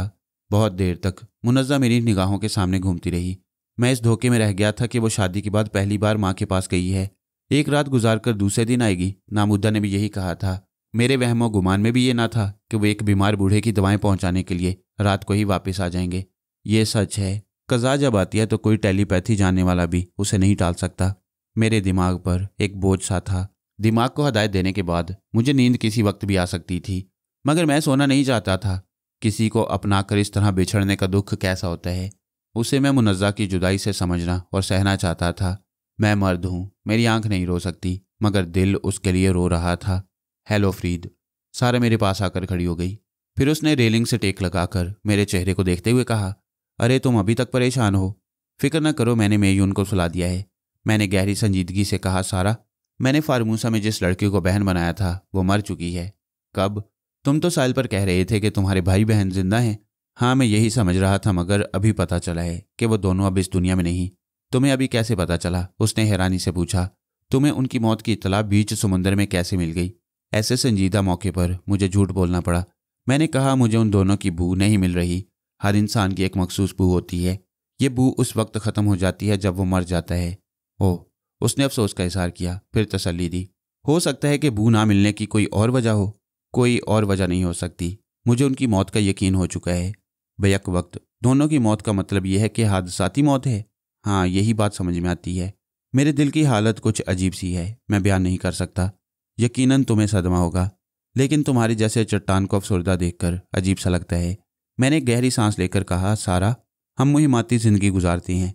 हमें किसी से इतना प्यार नहीं करना चाहिए कि कभी उन्हें पीछे छोड़कर आगे बढ़ते वक्त हमें नाकाबिले बर्दाश्त तकलीफ पहुंचे। इसीलिए मैंने अब तक शादी नहीं की। तुम बहुत समझदार हो। पप्पा ने मुझे भी शादी की हमाकत में कई बार मुब्तला करना चाहा, मगर मैंने सख्ती से इनकार कर दिया। मैंने कहा, मैं किसी को बहन नहीं बनाऊंगा। जिस लड़की से हमदर्दी होगी मैं दूर ही से उसके काम आऊँगा। मगर रिश्ता, कोई सा भी रिश्ता हो, बहुत दुख पहुंचाता है। सारा ने मेरे बाजू पर हाथ मारकर लड़कों के अंदाज में कहा, यार तुम ज़रूरत से ज़्यादा संजीदा हो रही हो। मेरे साथ आओ, मैं तुम्हारा गम गलत करूंगी। उसने मेरा बाजू पकड़कर दूसरी तरफ घुमा दिया, फिर बोली, तुम शराब नहीं पीते? मैं भी ऐसी चीज़ों से नफरत करती हूँ। क्या हम जैसे लोग चाय की प्याली में गम गलत नहीं कर सकते? Come on. वो पहली बार मेरे इतने करीब आई कि मेरे बाजू में बाजू डालकर चलने लगी। अपनी आदत के खिलाफ ज़्यादा बोलने लगी ताकि मुझे सोचने का मौका न मिले। वो अपना एक हाथ इधर से उधर लहराती हुई बोल रही थी, ये हमारा जहाज़ कितना खूबसूरत है। यहाँ का हर फर्द हमसे मोहब्बत करता है और हम पर जान देने के लिए तैयार रहता है। यहाँ तुम्हें कितनी ही खूबसूरत लड़कियां नजर आएंगी। अगर तुम दिल बहलाना चाहो तो वह तुम्हारे सामने अभी रक्स पेश करेंगी। मैंने इनकार कर दिया। एक तरफ ऊंचा सा गद्देदार स्टेज बना हुआ था। सारा ने कहा, ये रेसलिंग रिंग है। आज तो मैं रात भर की जागी हुई हूँ, वरना हर सुबह पप्पा से और जहाज़ के कड़ियल जवानों से यहाँ लड़ती हूँ। बोलो, तुम्हारा क्या ख्याल है? हो जाएं दो दो हाथ? मैंने फिर इनकार किया। वो मेरे सामने तनकर बोली, है मिस्टर, मैं तुम्हारी संजीदगी दूर करके रहूंगी। मिलाओ हाथ और मेरे दाव से बचने के लिए अपनी तेजी दिखाओ। मैंने हाथ नहीं मिलाया। वो खुद ही मेरा हाथ पकड़कर चंद लम्हों तक मुझे तोलती रही कि मैं उसके दाव के जवाब में किस अंदाज से फुर्ती दिखाऊंगा। फिर उसने अचानक ही मेरे हाथ को झटका देकर जूडो का दाव आजमाया और मुझे बाएं तरफ से दाएं तरफ रिंग में फेंक दिया। इसके बाद वो जिम्नास्टिक के करतब दिखाती हुई मेरे सामने पहुंचकर बोली, कहो क्या ख्याल है? मैंने कहा, गम गलत करने का ये कोई तरीका नहीं, चाय पिलाओ। उसने खिलखिलाकर हंसते हुए मेरा हाथ थामकर मुझे उठाया। फिर हम डाइनिंग हॉल की तरफ जाने लगे। मैंने कहा, सारा तुम बहुत अच्छी हो। मेरा दिल बहलाने के लिए कैसे कैसे जतन कर रही हो। फरीद, तुम भी बहुत अच्छे हो। जब से तुम आए हो जाने क्यों मैं तुम्हारे बारे में ही सोचती जा रही हूँ। शायद इसलिए कि तुमने पप्पा की जान बचाई है, इसलिए भी कि तुम बड़ी सलाहियतों के मालिक हो, और इसलिए भी कि मैं तुम्हें अपना दोस्त बनाना चाहती हूँ। मैंने अपना एक हाथ उसकी गर्दन के पीछे से ले जाकर उसके शाने पर रखते हुए कहा, तो फिर समझो दोस्ती हो गई। उसने ज़रा गर्दन घुमाकर मेरे हाथ को देखा, फिर बोली, आज तक कोई मेरे इस कदर करीब आकर मुझे इस तरह हाथ ना लगा सका, लेकिन तुम्हारा गम गलत करने के लिए यह भी मंजूर है। आओ। उसने मेरी कमर पर हाथ डाल दिया। मुझे देखकर मुस्कुराई तो मैंने मुस्कुराते हुए तस्लीम कर लिया कि वाकई वो गम के बोझ को हल्का करना चाहती है। एक ख्याल आया कि ऐसे वक्त में मैं उसकी सोच को पढ़ूं। शायद उसके अंदर सोई हुई औरत कहीं से आंख खोल रही हो, लेकिन मैं ख्याल ख्वानी के मूड में नहीं था। इतनी जल्दी सारा गम नहीं धुल जाता। मैं तो सारा की पुरखुलूस कोशिशों को सराहने के लिए मुस्कुराने लगा। चाय पीने के बाद वो मुझे जहाज़ की सैर कराने लगी। एक बड़े हॉल में स्मगल होने वाली अफीवन रखी हुई थी। कितने ही मर्द औरतें वहां अपने कामों में मसरूफ थे। औरतें अफीवन में स्याह गुड़ की मिलावट कर रही थीं और मर्द उस माल को लकड़ी की पेटियों में पैक कर रहे थे। मैंने पूछा, ये क्या हो रहा है? वो मुस्कुरा कर बोली, जो सारी दुनिया में हो रहा है। जब खुले बाजारों की हर चीज़ में मिलावट होती है तो फिर चोर बाजारी या स्मगलिंग की चीज़ों में मिलावट क्यों नहीं होगी? मैंने पूछा, इतनी सारी अफीवन की मालियत क्या है? उसने जवाब दिया, फार्मूसा में ये 55,000 पाउंड की अफीवन थी। हांगकांग में इसकी कीमत 1.5 लाख पाउंड होगी। मिलावट के बाद 2 लाख पाउंड मिलेंगे। अगर अमेरिकी डॉलर में सौदा हुआ तो हम तकरीबन $3.25 लाख हासिल करेंगे। मैंने दिल ही दिल में कहा, सिर्फ एक दिन और 2 रातों की मेहनत और हेरा फेरी से $4.25 लाख हासिल हो जाएंगे। इसीलिए तो हमारी दुनिया में स्मगलरों की तादाद बढ़ती जा रही है। मैंने सोचा मेरा मुकाम क्या है, मैं स्मगलर नहीं हूँ, मगर एक स्मगलर का साथ दे रहा हूँ। लेकिन नहीं, ये तो हालात के तहत मेरी 1-2 दिन की मजबूरी थी। सारा और उसका बाप दोनों ही दिल के अच्छे थे। मैंने सोचा हांगकांग पहुंचकर या तो इनका साथ छोड़ दूंगा या फिर दोनों बाप बेटी को दूसरी राह पर ले आऊंगा। अगरचे ये बात नामुमकिन सी नजर आ रही थी, क्योंकि बूढ़े उकाब की सारी जिंदगी समुंदर की गोद में गुजरी थी। वो अपनी राह से फिरने वाला नहीं था। मैंने दिल में कहा देखा जाएगा। सारा मुझे अपने कैबिन में ले गई। वहां बज़ाहिर एक बिस्तर, मेज, कुर्सियां और एक अलमारी नजर आ रही थी, लेकिन जब सारा ने मेज की ऊपरी सतह को दोनों हाथों से पकड़कर घुमाया तो 2 तरफ की दीवारें से रखने लगीं। उनके पीछे की दीवारों पर खंजर, तलवारें, राइफलें, स्टेन गन्ने नजर आ रही थीं। नीचे रखी हुई पेटियों में कारतूस और हैंड ग्रेनेड रखे हुए थे। मैंने कहा तुम्हारा जहाज एक मजबूत किला है। वो बोली तुम्हारा नहीं, हमारा जहाज कहो, अब तुम हमसे अलग नहीं हो। मैंने उसकी खुशी के लिए हमारा जहाज कह दिया। फिर वो मुझे दूसरे कैबिन में ले गई। वो भी रिहायशी कैबिन नजर आ रहा था, मगर वहां की दीवारें भी अपनी जगह से सिरकती थीं। वहां जो चीज़ें नजर आईं वो खास मेरे मतलब की थीं। खुफिया दीवारों और खानों में मुख्तलिफ किस्म के मास्क और विग्गें नजर आ रही थीं। मेकअप के जदीद लवाजमात और कद्दादम आईने थे। सारा ने एक एल्बम खोलकर मुझे दिखाया। उसके पहले सफ़े पर उसके पप्पा की तस्वीर थी, दूसरे सफ़े पर एक उधेड़ उम्र के शख्स की तस्वीर थी। सारा ने कहा यह पुर्तगाल के रईस आज़म रोज़ो ब्रांडो की तस्वीर है और ये मेरे पप्पा हैं। तुम्हारे पप्पा तो ये हैं। मैंने पहली तस्वीर की तरफ इशारा किया। ये भी मेरे पप्पा हैं और यही उनका असल रूप है। तुम अभी जिस पप्पा से मिल चुके हो वो उनका असल रूप नहीं, वह समुद्री उकाब के बहरूप में हैं। मेरे पापा मेकअप के माहिर हैं। ऐसा रूप बदलते हैं कि जासूस और दुश्मन उनके सामने उन्हें तलाश करते रह जाती हैं। वो किसी भी मामले में बड़े फख्र से अपने बाप की तारीफें करती थी। मैंने पूछा यानी तुम्हारे पापा का असल नाम रोज़ो ब्रांडो है और यही उनकी असल शख्सियत है? हाँ, उनकी बेटी का नाम रोमाना ब्रांडो है और वह तुम्हारे सामने खड़ी है। वह मुझे देखकर मुस्कुराने लगी। मैंने पूछा तो क्या सारा का ये रूप ही नकली है, तुम मेकअप में हो? नहीं, यही मेरा असल रूप है। मैं अपनी मौजूदगी में पप्पा को काम नहीं करने देती। उन्हें जहाज में बिठा कर रखती हूँ और खुद समुंदर से लड़ती हूँ। ऐसी जद्दोजहद के दौरान मुझे मेकअप और नक्काली पसंद नहीं। अच्छा, तो तुम रोमाना ब्रांडो के रूप में कैसी दिखाई देती हो? उसने एल्बम कवर को उलटकर अपनी 2 तस्वीरें दिखाईं। एक तो सारा की तस्वीर थी जो मेरे पास खड़ी हुई थी, दूसरी एक पुर्तगाली दोशीज़ा पेटीकोट और ब्लाउज पहने हुए थी, सर पर रेशमी रुमाल बंधा हुआ था। वो रोमाना ब्रांडो थी। मैंने पूछा तुमने इस रूप में औरतों का लिबास कैसे पहन लिया? वहाँ पप्पा के साथ रहने के लिए मजबूरन ऐसे लिबास में बाहर निकलना पड़ता है, वरना वहाँ भी घर की 4 दीवारी में पतलून पहनती हूँ। ये रोमाना का रूप मुझे बिल्कुल अच्छा नहीं लगता। मैंने कहा मुझे तो अच्छा लग रहा है। इस बात को याद रखना कि तुमने इनाम देने का वादा किया और फिर मुकर गई। तुम फजूल बातें ना करो। मैंने कहा तुम लड़की पैदा हुई, तुम्हारे पापा ने बचपन ही से तुम्हारे अंदर लड़के की मिलावट कर दी, इसमें तुम्हारा कसूर नहीं है। वह मिलावट की बात पर हंसने लगी। मैंने कहा तुम पहला इनाम ना दे सकी, अगर दूसरा इनाम मांगूं तो दोगी? ऐसा इनाम ना मांगो जो मेरे मिजाज के खिलाफ हो। मैं रोमाना की तस्वीर चाहता हूँ, दोगी? मैं इसे अपने सीने से लगा कर रखूंगा। मेरे सामने इश्किया बातें ना करो, मैं तुमसे नहीं कर रहा हूँ। मगर यह तस्वीर मेरी है, मेरा दूसरा रूप है। तो फिर तुम मानती हो कि तुम दूसरे रूप में एक मुकम्मल औरत हो? मैं नहीं मानती, वो झुंझला कर बोली। अगर नहीं मानती तो फिर यह सिर्फ रोमाना है, दूसरी लड़की है। मैं रोमाना से रोमांस कर सकता हूँ। तुम क्यों नाराज होती हो? साफ कह दो कि तुम दूसरा इनाम भी नहीं दे सकती। हाँ, बस यही समझ लो। उसने एक झटके से एल्बम को बंद करके रख दिया, फिर नाराज होकर कैबिन से बाहर आ गई। मैंने उसके साथ चलते हुए कहा तुम गुस्से में हो, आओ हम चाय पिएं। क्या सिर्फ तुम चाय ही पिलाकर गम गलत कर सकती हो? मैं तुम्हारा गुस्सा गलत नहीं कर सकता। मैं चाय नहीं पीऊंगी। देखो सारा, हमारा ये जहाज़ कितना खूबसूरत है। यहाँ तफरीह का हर सामान मौजूद है। कहो तो मैं तुम्हारे लिए किसी तफरीह का इंतज़ाम करूँ? मुझे कुछ नहीं चाहिए, तुम खामोश रहो। हम उसी गद्देदार स्टेज के करीब से गुजरने लगे। मैंने उसे रोक कर कहा, यह रेसलिंग रिंग है। यहाँ तुम पप्पा से और कितने ही कड़ियल जवानों से लड़ती हो। आओ मुझसे भी 2-2 हाथ हो जाएं। उसने इनकार किया। मैंने उसके सामने तन कर कहा, मैं तुम्हारी संजीदगी और गुस्सा दूर करके रहूँगा, मिलाओ हाथ। उसने हाथ नहीं मिलाया। मैंने ज़बरदस्ती हाथ पकड़कर कहा, लो अपना दाव आजमा रहा हूँ, तुम अपने दाव से बचने की कोशिश करो। लड़ना उसका मशगला था, वो फ़ौरन ही कोई दाव आजमाना चाहती थी। इससे पहले ही मैंने जूडो का हाथ दिखाकर उसे रिंग में फेंक दिया। इसके बाद एक छलांग में उसके पास पहुंचकर बोला, कहो क्या ख्याल है? वो अपनी कमर को सहलाती हुई बोली, उफ, गुस्सा करने का ये कोई तरीका नहीं है, चाय पिलाओ। हम दोनों खिलखिलाकर हंसने लगे। मैंने हाथ बढ़ाया, वो मेरा हाथ थाम कर उठ गई। हम दूसरी बार डाइनिंग हॉल में आ गए। वहाँ हल्का सा नाश्ता किया, चाय पी, फिर अपने कैबिनों के पास वापस आ गए। उस वक्त दिन के 10 बजे थे। सारा ने कहा, तुम मेरे कैबिन में सो जाओ, मैं यून इधर नहीं आएगी। मैंने कहा, मुझे बिस्तर पर लेटते ही नींद नहीं आती, मैं सोचता रहता हूँ। घंटे 2 घंटे बाद नींद आती है। कहने का मतलब यह है कि 12 बजे सोऊंगा और शाम 5 बजे उठूंगा। उससे पहले कोई दरवाजे पर दस्तक ना दे। मैं दरवाज़ा बंद करने लगा। उसने पूछा, अभी बिस्तर पर लेटकर क्या सोचोगे? मैंने एक सर्द आ भर कर कहा, तसव्वुर में अपनी रोमाना से बातें करता रहूंगा। फिर इससे पहले कि वो हमला करती, मैंने एक धड़ाके से दरवाज़ा बंद कर दिया। वो बंद दरवाजे के सामने थोड़ी देर तक खड़ी रही। उसकी सोच कह रही थी, ये बहुत अच्छा है, मगर इसका मजाक अच्छा नहीं है। ये रोमाना से क्यों दिलचस्पी ले रहा है? रोमाना तो मैं ही हूँ। ये बड़ा चालाक है, बराह रास्त मुझसे नहीं कहता, रोमाना के तवस्सुत से कहता है। मैं हांगकांग पहुंचने के बाद रोमाना के रूप में इसके सामने कभी नहीं आऊंगी।